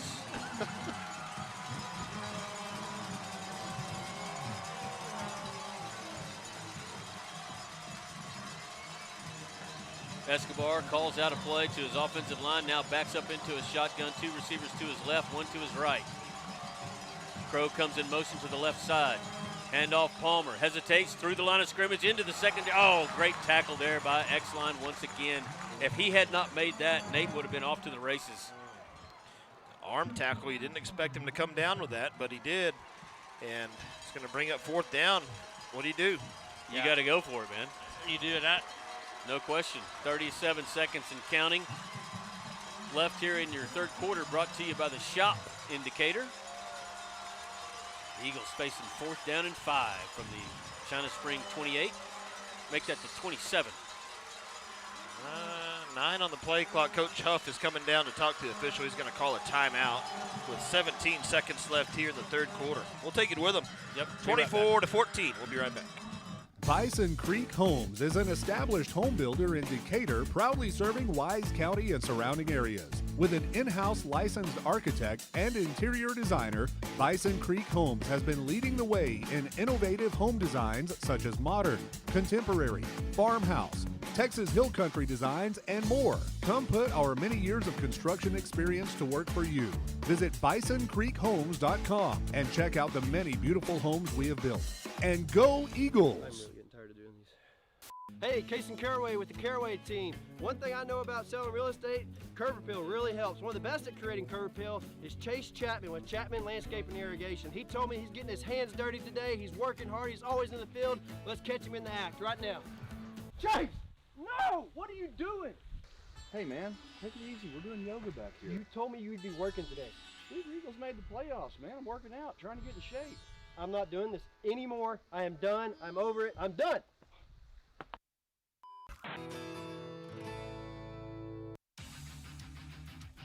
Fourth and 5 for Decatur from the China Spring 28. Palmer a motion out of the backfield. Escobar, I think we got motion. Flags fly, and I think it was Decatur. It's going to be only the 3rd penalty of the entire ball game. The other 2 were on China Spring. This will be the first one on the Eagles. Back them up 5 yards. That'll make 4th and 5, 4th and 10, but there's really no change in strategy, fellas. 15 seconds left in your 3rd quarter. You're down 10 to the defending state champions and #1 team in the state. You got no option here but to go for it. Decatur looks to the sideline. Now Escobar tells his offensive line what the play call is. A 2-back set. 2 receivers wide right, 1 to the left. Now Palmer a motion out of the backfield. Escobar rolls to his right. Blitz coming, under pressure, backing up, and he's just pushed out of bounds about 15 yards back from the line of scrimmage. Yeah, it looks like he tried to throw it. They might call it incomplete pass. We'll wait and see where they spot the football. But I think he did throw it, and they are going to mark it back here. You got in trouble. They had sent the blitz. You got in trouble. You don't have a receiver. It's either got to be incomplete or even better, intercepted. Yeah, just throw it. It's fourth down. And so it's going to be 32-yard line, their football at their own 32-yard line. 9 seconds left here in the shop of Decatur, third quarter. 2 drives, you had a chance to score, and we needed both of them. Both of them starting inside China Spring territory. McCullough's going to throw it, completes it on the far side. Tackle made immediately by Gilbreth. Short gain of 3, but that is going to do it. And we're going to head to the final period. Your score 24-14, China Spring with the lead. We'll be right back after this. Cobb Rental, located in Decatur, has the best selection of prices in the Wise County area on equipment rentals and sales. They have skid steers, lifts, trenchers, welders, forklifts, excavators, backhoes, and much more on hand and ready to go to work for you. Whether you need heavy-duty backhoes or trailers for transport, chances are Cobb Rental will have what you're looking for. Come see us at FM 51 in Decatur or online at CobbRentalAndEquipment.com. Good luck, Eagles, from Cobb Rental in Decatur. Hi, this is Sam the Concrete Man, and we've been providing residential and commercial concrete services since 1989 with a team of expert concrete installers. If you're looking for reliable, experienced concrete, Sam the Concrete Man is the concrete company for you. We're dependable, have great track record, and always put our customers first. Contact us today at 817-230-4512 for our on-site free estimate. We also service Denton, Wise, Parker, and Tarrant counties. Go Eagles!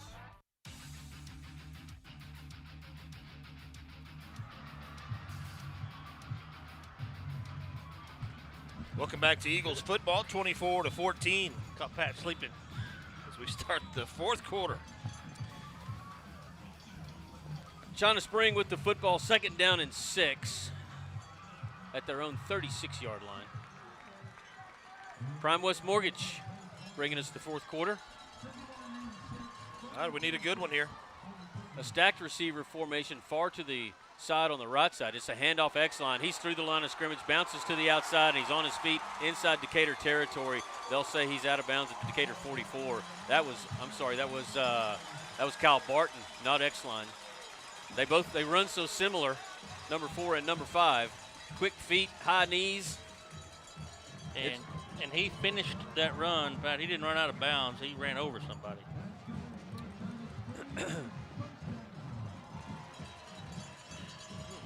Need to get a turnover here. Don't want to fall behind by 3 scores to this team. Not this late in the game ever, but at any point in time, but certainly not this late in the game. 11:53 left in it. Hafford's going to motion out of the backfield. It's an option to the right side. McCullough's going to keep it himself. He's around the edge inside the Decatur 40. Well, they're going to spot him right at the 40-yard line. Gain of 4. Brought down by number 58, Hunter Schnault. I think you're going to see him keep the ball on the ground quite a bit and keep this clock running, try to shorten things up. On the James Wood scoreboard, China Spring 24, Decatur 14. And Decatur has had 2 chances here in the second half, 3 chances to score, and have capitalized on one of them. 2 receivers wide left, 1 to the right, a wingback to the left side.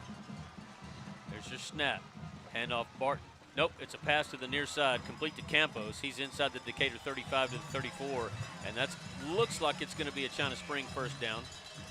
Should be. And I don't see him moving the chains just yet. There they go. First down, China Spring. Ball at the Decatur 34. And the Cougars content to use plenty of play clock. This runs under 10 now with 10:48 left in the ball game. McCullough from a shotgun. He'll hand it to Barton. He bounces to the outside on the near side. Hesitates at the 32. Tackle made there by Gilbreth and finished off by Brody McClure. Short gain of 2. The Mendoza also in on that stop. You know, the third quarter really, by design, was exactly what Decatur needed to be able to stay in this football game. They possessed it the majority of the third quarter and moved the football on the ground. They just couldn't stick it in the end zone when they had the opportunities. They did it once. But China Spring offense hardly been on the field in the second half. Handoff, it's Barton up the middle. He's got plenty of running room, and he's down to the Decatur 20. Another first down for China Spring. 13-yard gain, it looks like there. Barton was hit by Antoine Gilbreth to finish that off, and he's hurting a little bit. Staying in the game, though. Barton? Yep. Looks like he might have got the wind knocked out of him. He was hit hard by Gilbreth at the end of that. But McCullough gets a play call from the sideline, walks to his offensive line, and lets them know what it is. Inverted wishbone for the Cougars. On 1st and 10, they'll hand it off to Barton. He's up the middle. Actually, that's text line inside the 5. Bouncing his way, pushing his way down to the 1-yard line. Tough run there. And I honestly couldn't tell if it was 4 or 5. It was 5, Pat, Yeah. and he was not going to be denied. Bouncing off of Eagles, spinning and bouncing more. Picks up a lot of yards right down there to, looks like the 1-yard line, as you say. Yeah, it was at the 20. He gained 19, so it's 1st and goal at the 1. And Just man, like what a that. tough run. Just like that. China Spring back into chips. Back when Decatur was about to make it really close. McCullough's going to go under center this time. He'll hand it to Barton, and he's in for the Cougar touchdown. Hit there by number 20 for the Eagles on the goal line. Brody McClure stopped him for just an instant. He set his feet and just was able to dive into the end zone there over the top of McClure for the Cougar touchdown. Makes the score 30-14. Extra point upcoming. Oh. Thomas Barr, the kicker for the Cougs. Gets his hold, and the kick is up. I have no idea if it went through except for the official's arms going straight up. Yeah, there's going to be a flag on the play. Looks like maybe a roughing the kicker. After the fact, 2 Decatur players ran into each other, and one of them fell into the kicker. Yeah, I think they'll assess that on the kickoff. 31-14 your score. We'll take a quick break and be right back. The law firm of Kernot and Hafer is once again a proud sponsor of Decatur Eagle with its Decatur office located on the Decatur Town Square. The firm includes local attorney Pat Wadlington and focuses on litigation and dispute management within a wide range of areas, including family and custody issues, business and commercial disputes, estate and inheritance matters, and personal injury and death cases. Kernot and Hafer, friendly, professional, direct, and strong. We're there when you need us.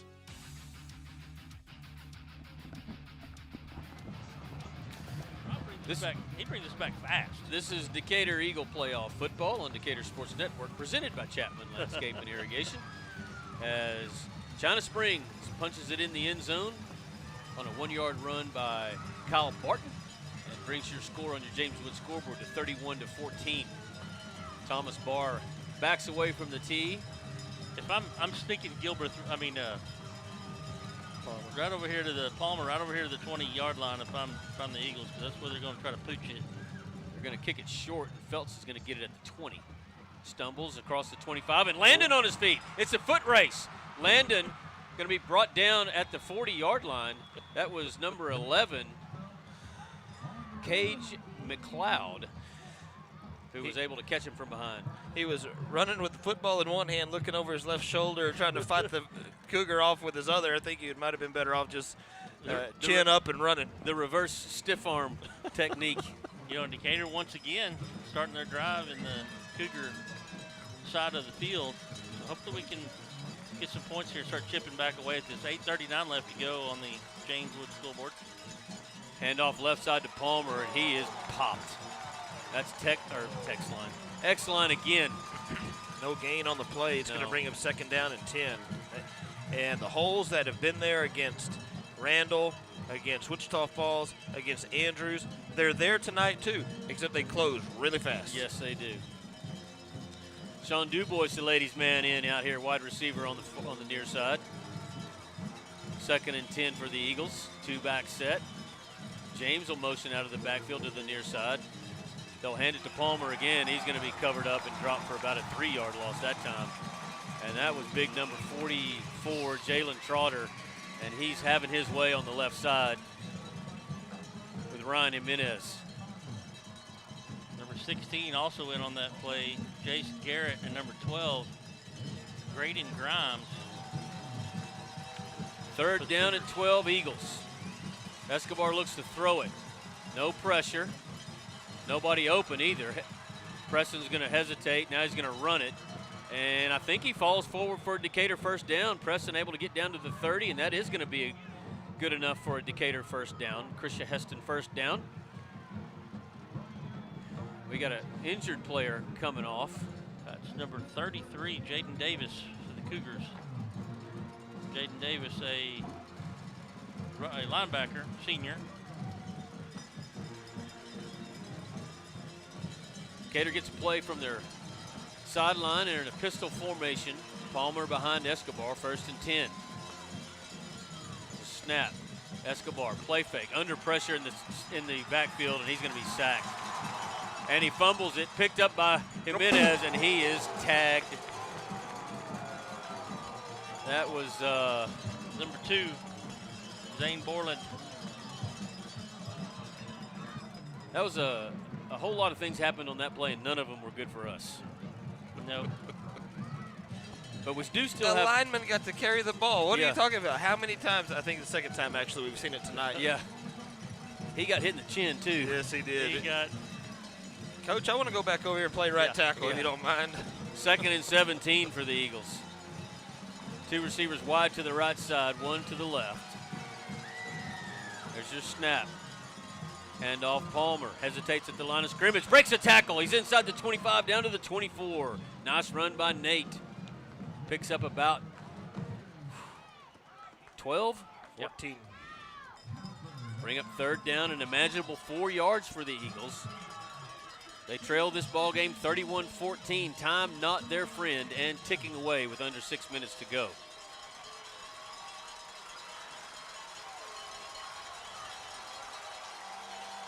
There's your snap. Escobar's going to keep it himself up the middle. He breaks into the secondary, and Preston's going to score. There we go, Eagles. 24-yard touchdown by Preston Escobar. And the Eagles cut the lead to 10 again. Well, 11, pending the extra point. That touchdown brought to you by McLaughlin Supply. And again, our extra points brought to us by Decatur Tire as Eleazar El Dape marks off his steps and readies himself for this extra point. Jacob Haynes with the hold. I can see the players, but I can't see the football with this fog. Looks like it's blocked, and China Spring picks it up. Looks like they probably are going to run it all the way back. It's a foot race to the 5, and that's going to be a score the other direction. 2 points. It's number 24, Gabe Watkins, who's going to bring it back the other way. So your score is going to be 33-20.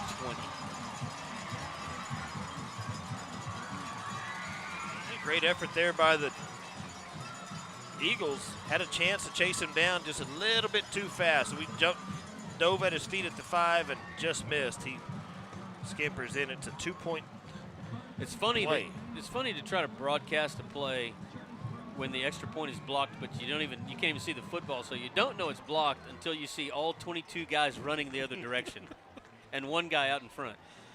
That you assume has the ball. Yes. And the crowd's going crazy. That helps. 33-20 will be your score. Our audience can't see the game. We can't see the game either. We're That's just right. making this all up. Hey, why can't we show the game, Rob? What is? I wonder why we can't show it tonight. Try harder next time, would you? Yeah. Shout out to my Breckenridge buddy, huh? Is that what you're saying? What was his name again? Hey, did you get your new apparel? We've been getting messages about new outfitting us. We can't go there. Okay, all right. That crosses the line. No, I haven't received mine yet. Okay. Yeah, I've made some friends on our Facebook page. I've made a lot of scammers mad. I figured out how to keep them from commenting on certain posts. So. You did figure it out? Well, yeah. So no. You'll know which ones I figured it out on. So the ones that have 1 or 2 comments, or the ones that have 115. So the no toys advertisements anymore, right? Huh? Right? I don't know What do you? I don't either. Never mind. It's Christmas time. I'm dressed like Santa. That's right. Yes. Ho, ho, I'll ho. deliver some toys. Yeah. I think China Spring anticipating an onside kick. They got one person deep, and it is an onside kick to the far side. We have no idea what's happening. We'll tell you in a second. The ball's loose. I can tell that. People diving all over the ground. Decatur. I think Decatur has it. They're celebrating over there. Refs are pointing our way. Here's another thing. The coach over here on the China Springs sideline, he can't see it either. He don't know what happened. No. All right, Decatur football, 33-20. And once again, starting in the China Springs end of the field. That's the good news. Bad news, 5.5 minutes left. Yeah. Yep. We're going to need another score and another one of those. Oh, man.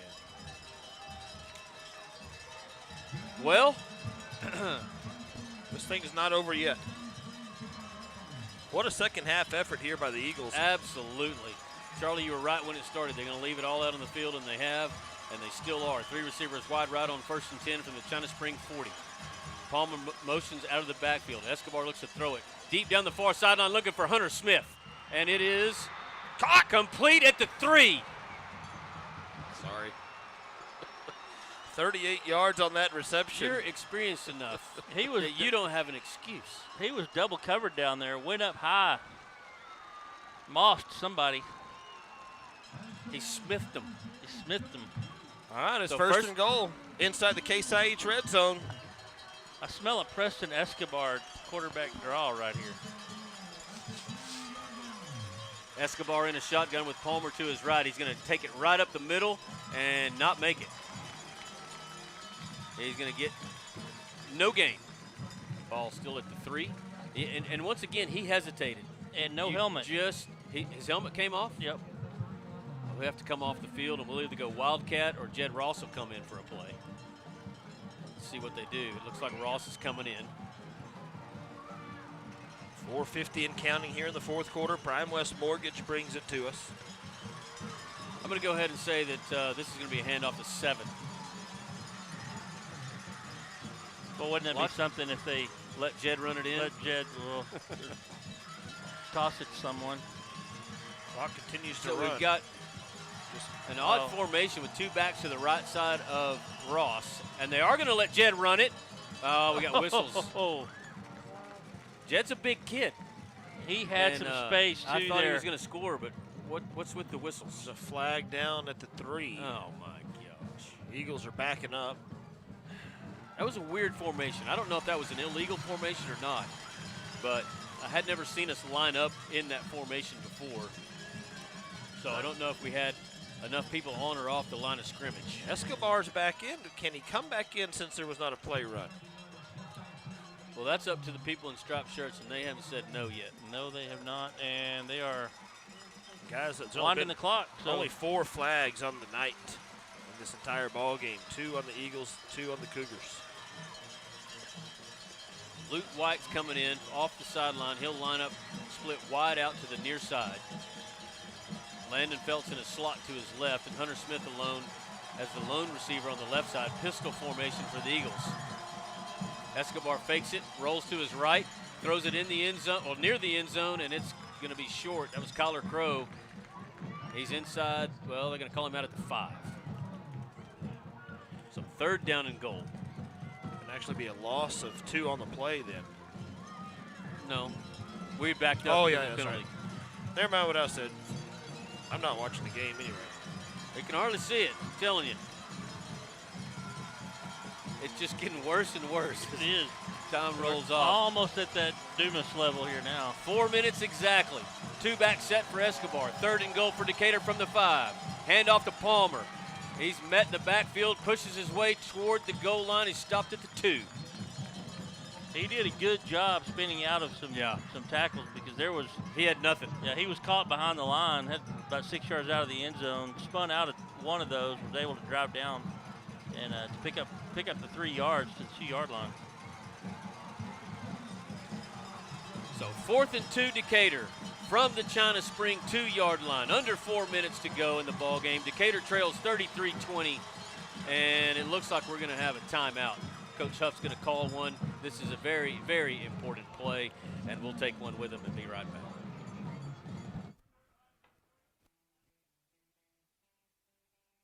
Fuzzy's Taco Shop is your one-stop taco shop. For breakfast, brunch, lunch, dinner, hang time, game time, you get the picture. Our Fuzzy's Baja-inspired tacos, nachos, burritos, and fresh salads are perfect for any time of the day. Grab your ticket stub and head into your local Fuzzy's in Decatur today or tomorrow for free chips and queso with a $5 purchase. Decatur Eagle playoff football on Decatur Sports Network. Pat Wadlington along with Charlie Tibbles and Rob Matthews. Under 4 minutes to go in this ball game. Decatur trails 33-20, but they're in the chips at the China Spring 2-yard line, 4th and goal. Big play coming up, and Decatur breaking its timeout along its sideline at about the 20-yard line. How foggy it is here at the stadium. They've got the NFHS camera up top. They've got the stadium camera up top. They also have some cameras down low, and they're using the cameras lower to the field so they can see. So those are the cameras connected to the big screen here in the stadium. Yeah, look at that. I wish we could show that. Ball spotted between the hashes. 2 receivers split wide left. Decatur will go with a tight end to the left side and a wing back to the left. Palmer behind Escobar. They'll hand it to Palmer, and he's not going to make it. It's not even close. Palmer ends up losing a yard on that. They were looking for him. Stopped by big number 55. We've said his name a few times tonight, Greg Salazar, all 270 pounds of him. It's going to be China Spring football at their own 3-yard line, and that play right there might have been the play that seals this deal for the Cougars. Eagles only with 1 timeout left in 3 minutes and 30 seconds. A few plays and 1 first down will probably do it. It'll take a monumental China Spring mistake to give us another shot here. They do have the ball on their own 3-yard line. McCullough goes under center. Decatur jumps, and we don't have a flag. Running back gets about 2 yards, maybe a yard to the 4-yard line. Thought we jumped off sides there, but they didn't call it. Now he just depends on Coach Huff when he wants to use that last timeout he's got. And it's not going to be now. It might be. Might wait to see if you can get a 3 and out here. If we stop him here and stop him on the next play. Well, doesn't matter if you use it on 3rd or 4th down, really. 2nd and 9 from the China Spring from their own 4. McCullough will drop back in a shotgun this time, standing right inside his own goal line. There's your snap. They're going to hand it to Barton, and he's dropped for a loss back at the 3. That would have been big. That was a nice play by number 38 for the Eagles. Lendo Henry. All right, 3rd down. If we can stop him on this play, I expect Coach Huff probably will take that timeout and bring the house. 20 seconds and counting on the play clock and 2:22 on the game clock. So this play will get run just with a little bit over 2 minutes left in the game. Decatur trails by 13, 33-20 on your James Wood scoreboard. McCullough in a shotgun again, standing 1 yard deep in his end zone. He'll hand it to Barton, and he's met behind the line of scrimmage and dropped for a loss at the 2. Coach Huff does call that timeout, Pat. That timeout taken with 2:01 left in their ball game. 33-20 is your score. We'll take one as well. That timeout brought to you by Grand Pools, and we'll be right back. Dynasty Overhead Door is the premier garage door company in North Texas. We offer garage door sales, installation, and repair services for both residential and commercial customers. If you're looking to replace your old unsightly garage door at home with a new one or add on another commercial overhead door in your warehouse, visit our Big Blue shop right off North Highway 287 in Decatur or online at dynastyoverheaddoor.com. Dynasty Overhead Doors. Welcome back to Decatur Eagle Playoff Football, presented by Chapman Landscape and Irrigation and Fit and Wise Decatur. With 2:01 left in the ball game, China Spring with a 4th down and 11 from their own 3-yard line, but 2:01 left, and Decatur trails 33-20, and it's going to take a monumental comeback for Decatur to crawl back in this one. Well, you're about to get going to get the ball back here. He's already recovered one onside kick here in this quarter. And he's got him backed up. The punter is going to have his heels on the, well, if it's going to be the quarterback, he's going to be punting from his own end zone, though. So McCullough standing about 5 yards deep in the end zone. He's got it. The punt's away. I can't even see it. Where is it? 22-yard line. So Decatur's going to get the ball. Minute 52 left in your Prime West Mortgage 4th quarter and the game. And Decatur going to start at the China Spring 22. You know, once again, you can't say that Decatur has not had opportunities. Has it been 3 or 4 red zone opportunities? 5? No, I'm sorry. 4 red zone opportunities during the game that they've come away with no points. I thought you were going to how many times have they started in the Cougar side of the field? No, just red zone opportunities. Not been able to put points on the board in the red zone. And also turn the ball over in the red zone. Well, basically this whole second half has been played in the Cougar end of the field. Decatur just... Escobar's going to throw it on 1st and 10. And it's complete across the middle inside the 10-yard line down to the 8. I think that's Hunter Smith again. Hard to tell as this fog just gets denser. Is denser a word? More dense? More and more dense. How's that? That'll work. 3 receivers wide right, 1 to the left. 1:35 and counting. Decatur got to hurry up here. Come on, guys. Time just ticking away. Now 28, 126, 125. There's your snap. Escobar looks left, throws left, looking for Palmer. And it is a touchdown. So Escobar to Palmer pulls Decatur within 1 score. Nice catch over there in the end zone. It is hard to see. I couldn't. There's no way. How could you tell that? I saw the referee's arms. I can't even see the ref. Well, I was looking through my binoculars. I can see it. Another McLaughlin Supply touchdown. Extra point upcoming, brought to you by Decatur Tire to bring your score to 33-27. Last extra point was blocked. This one's up and good. So with 1:19 left in this one, it's 33-27 China Spring. Onside kick coming up, Pat. Let's keep it right here. Yeah, sure. Onside kick coming up. They've already recovered one of them.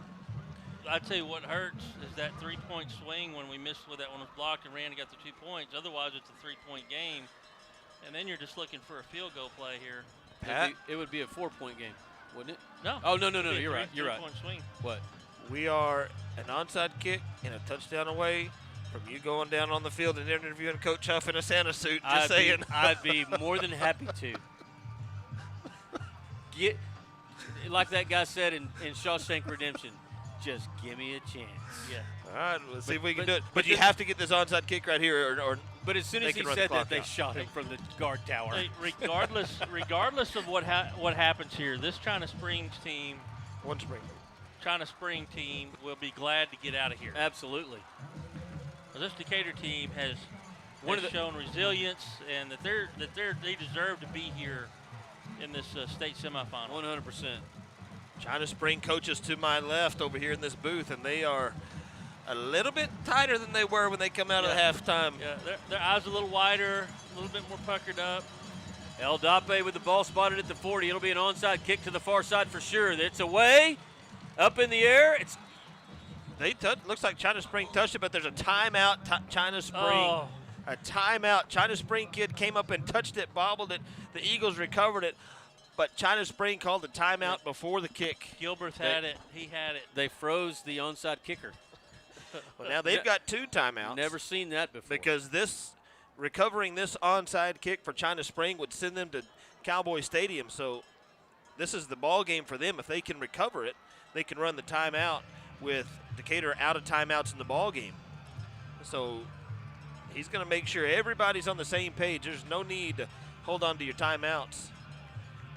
He's going to make sure his Cougars know what's coming and what everybody's job is, and see if the Eagles can't recover that, can't do it again. Do you change your strategy here? I think you go with what's been working. You can't do a pooch kick because then they can call a fair catch, Right. and then you can't have a chance at it. So Aldape puts the ball at the tee at the 40-yard line. Eagles season dangling on the results of this extra point. What an effort by the Eagles, though, in this second half.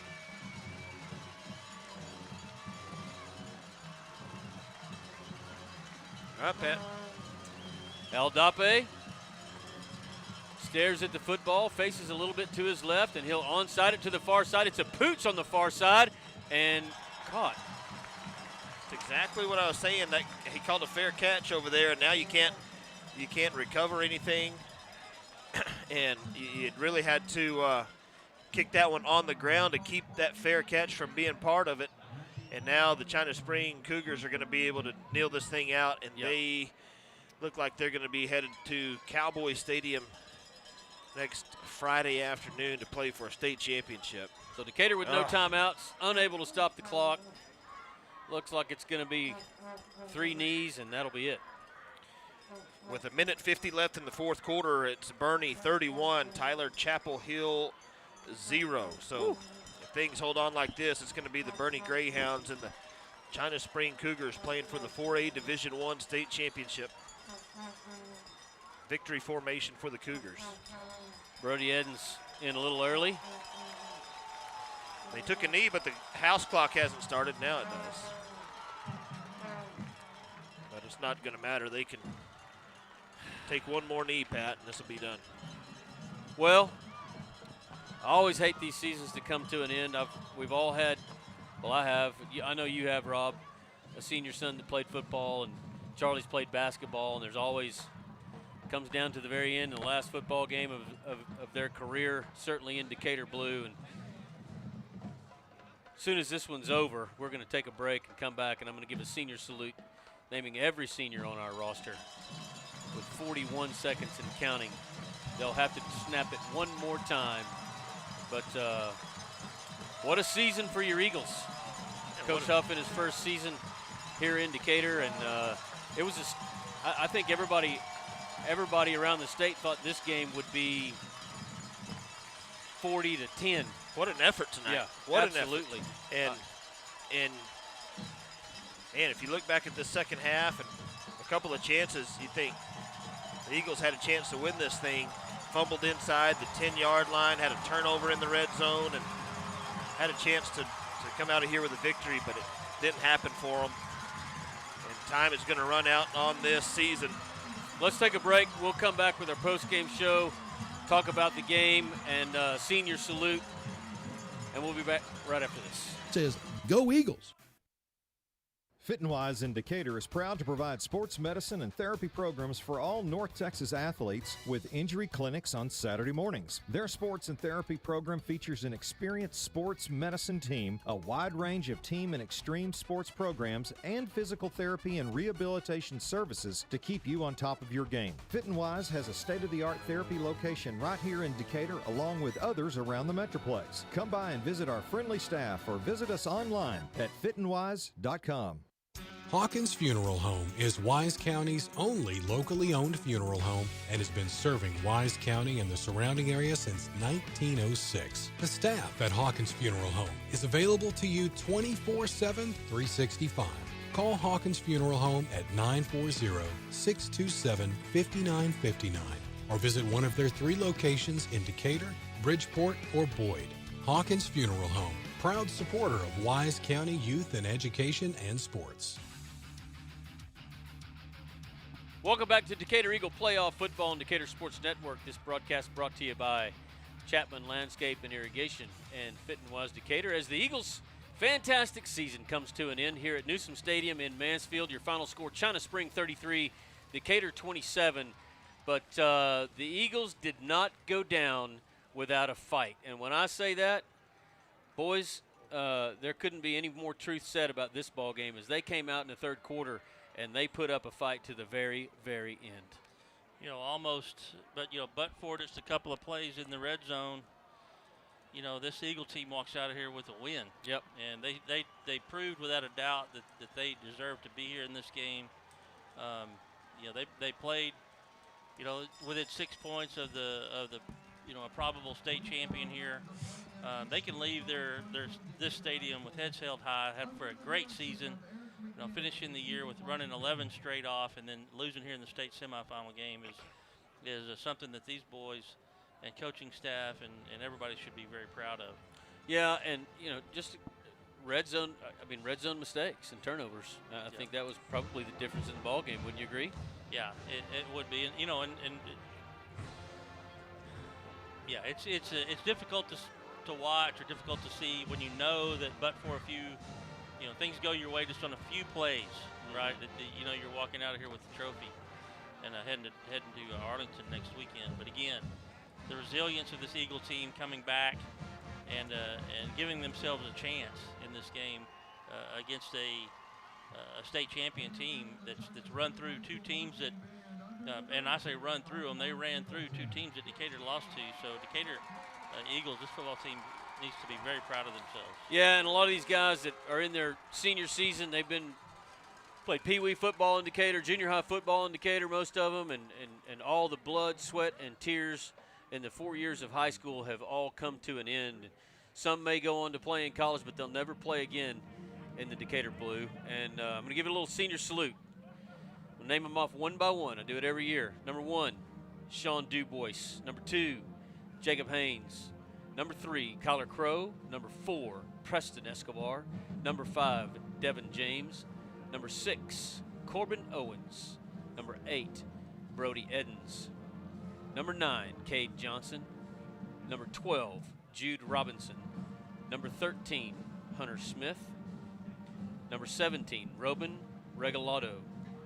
Number 20, Brody McClure. 21, Hunter Donahue. 23, Aaron Rushing. Number 34, Forrest Fisher. Number 38, Lando Henry. Number 40, Eleazar Eldape. Number 46, Clayton Hammonds. Number 48, Brian Diaz. Number 50, Eric Alexander. Number 53, Hunter Wingert. Number 54, Tobin Petrie. Number 58, Hunter Chenault. Number 60, Carlos Lopez. Number 65, Clayton Contreras. Number 70, George Padron. 72, Simon Varnador. 73, Aiden Nance. And 74, Aiden Rada. Thank you to our seniors for everything that you've done for Decatur football, and we wish you all of the very best. Pat, if I can mention a few other people that we don't ever get to mention, that being our varsity student trainers who are here every week with these folks, and Alyssa Massengale, Connor Owens, Tanner Dalfries, Lily Garcia, Andrea Juarez, and Caden Fisher. Our sports medical team is Fernando Escobar, who's Preston's father. Brett Brazil, and our student filmer, who we see every week, is Christian Peterson. Good kid, Christian. Mm-hmm. Nice to get to know him. Yep. Athletic trainer Cam Phillips, your band director Eric McNeil, cheer coach Sherry Hosebar, and your Eagle Dolls coach Natalie Chance, Decatur Administration Superintendent Dr. Chad Jones, and the Decatur High School Principal Lyle Lackey. Head coaches Steve Huff, assistants Dwight Muncher, Kyle King, Marquez Jones, Daniel Palmer, Chance Cotton, Rhett Nebeker, Jack Reeves, and Mark Zimmer. And credit needs to go to those coaches this year for an excellent job. Job well done, gentlemen, for the job that you did with this team and bringing them this far and walking out of here with almost got there. Yep. Fourth time Decatur's been this far, and I will say this, as much as I needed to say that about the seniors, there's some guys coming back that are going to be pretty dang good next year too. So Decatur's not going anywhere. I'm looking forward to it. Let's take a quick break. We'll come back with some closing comments about the ball game and our final thoughts on the season. We'll be back right after this. I'm really getting tired of doing these. Hey, Casey Caraway with the Caraway team. One thing I know about selling real estate, curb appeal really helps. One of the best at creating curb appeal is Chase Chapman with Chapman Landscape and Irrigation. He told me he's getting his hands dirty today. He's working hard. He's always in the field. Let's catch him in the act right now. Chase! No! What are you doing? Hey man, take it easy. We're doing yoga back here. You told me you'd be working today. These Eagles made the playoffs, man. I'm working out, trying to get in shape. I'm not doing this anymore. I am done. I'm over it. I'm done.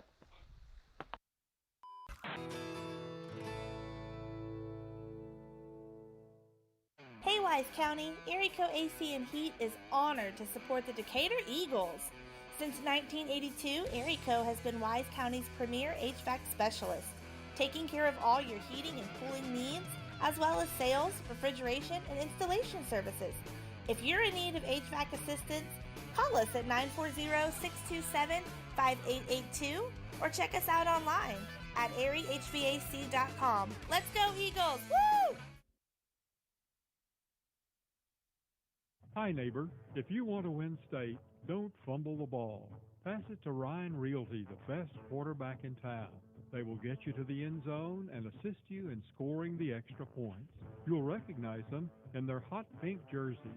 For all your real estate needs, located just off the historic Decatur Town Square at 109 South Trinity Street, and their website is ryanrealtytx.com or call 940-626-9770.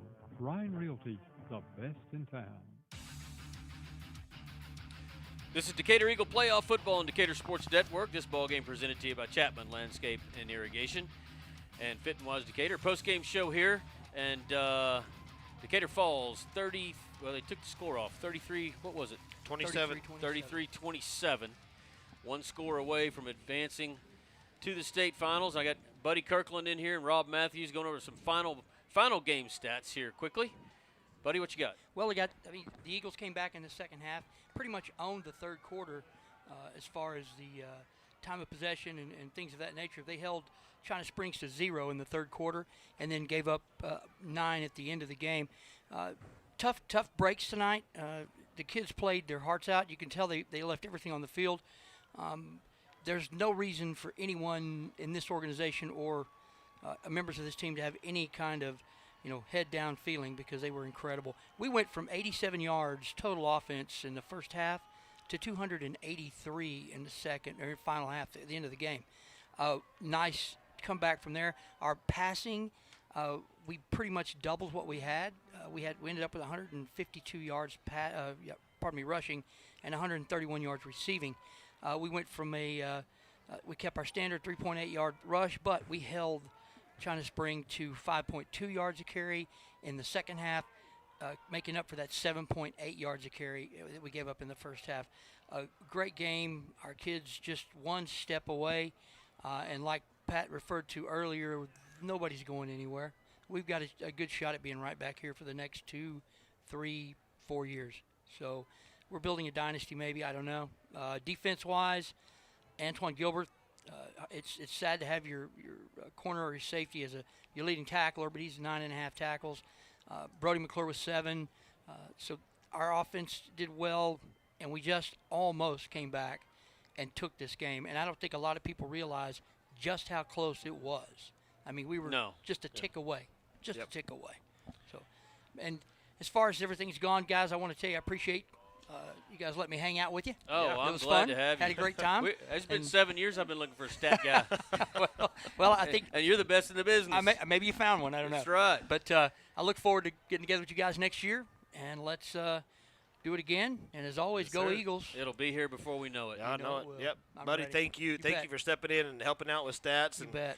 And helping fill time there at the halftime show. I want, Pat, before I turn it back over to you and Charlie, I want to thank you guys for all you've done this year. I know we rolled out the video stuff. I thought it went pretty good. Had a few little hiccups this season, but for the most part, I think it went very smooth. None of them were our fault. No, great response from the listeners, viewers, and also I want to say thank you to our sponsors. We've got great sponsors that are with us every year, and we start getting ready for this in early summer, and everybody's always excited to jump on board with Eagles football, and it was no different this year. And with us through volleyball season. It'll be basketball season before we know it. District just less than a month away, and then on throughout the end of the year. And before you know it, it's going to be graduation time. I mean, it just seems to go by that fast after this football season is over.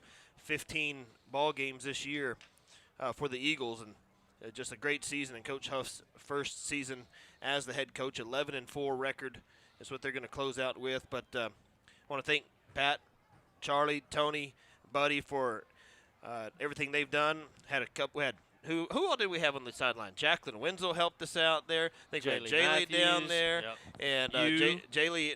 I know Jaylee had made a lot of trips to work the camera. Bob Shipley helped us out. Yeah, Bob Shipley was there. It's been a total team effort this year, and because people had different things going on here and there, but it did take a lot of people to pull this off, and I want to thank every one of you all for what you've done. Well, I appreciate it, Rob, and it's always, these are always tough to end, but and I'm glad you mentioned Tony's name. He's not here tonight, but we'd be remiss not to mention the beard, Tony Mooney, as being part of our team. But Charlie, you got any parting comments before we just close this one out? Thanks for having me. Yeah. It's one of those things. There's only going to be one winner at the end of this in the playoffs, and they're always disappointed if that last game, whether it's one game in or whether it's 4 games in like this one. And you always hate losing this last one. But Decatur, man, they had a great showing, and I'm so disappointed for these boys because they earned. If they would have won this game, they would have earned it in the second half, and they showed why they're here. Well, I've sent two text messages since the game's been over. 3, actually. One to Kerry Williams, one to Jeff Elder, and one to Pep, Mike Depew, who does the Stephenville broadcast, and all 3 of them said one simple statement: I'm so proud of our boys. Yep. And that much is true. But that'll do it for tonight's broadcast. One quick thing. Let me mention. I'm sorry. You mentioned Decatur basketball. The Decatur Eagle Invitational Tournament is going on right now. So if you've got some time tomorrow, why don't you head out to the high school and watch some Decatur Eagle basketball. There you go. That's it. Can this do it for the broadcast now? You can end the broadcast now. You got something else? In fact, I'm turning my mic down. No, I'm done. That will do it for this broadcast and the season. I want to thank Charlie Tibbles for color commentary tonight, Rob Matthews for chipping in as well and doing our production, Buddy Kirkland on statistics. I'm Pat Wadlington. So long until next year, ladies and gentlemen. Eagle fight. Never die. Thank you for listening. S&J Pharmacy at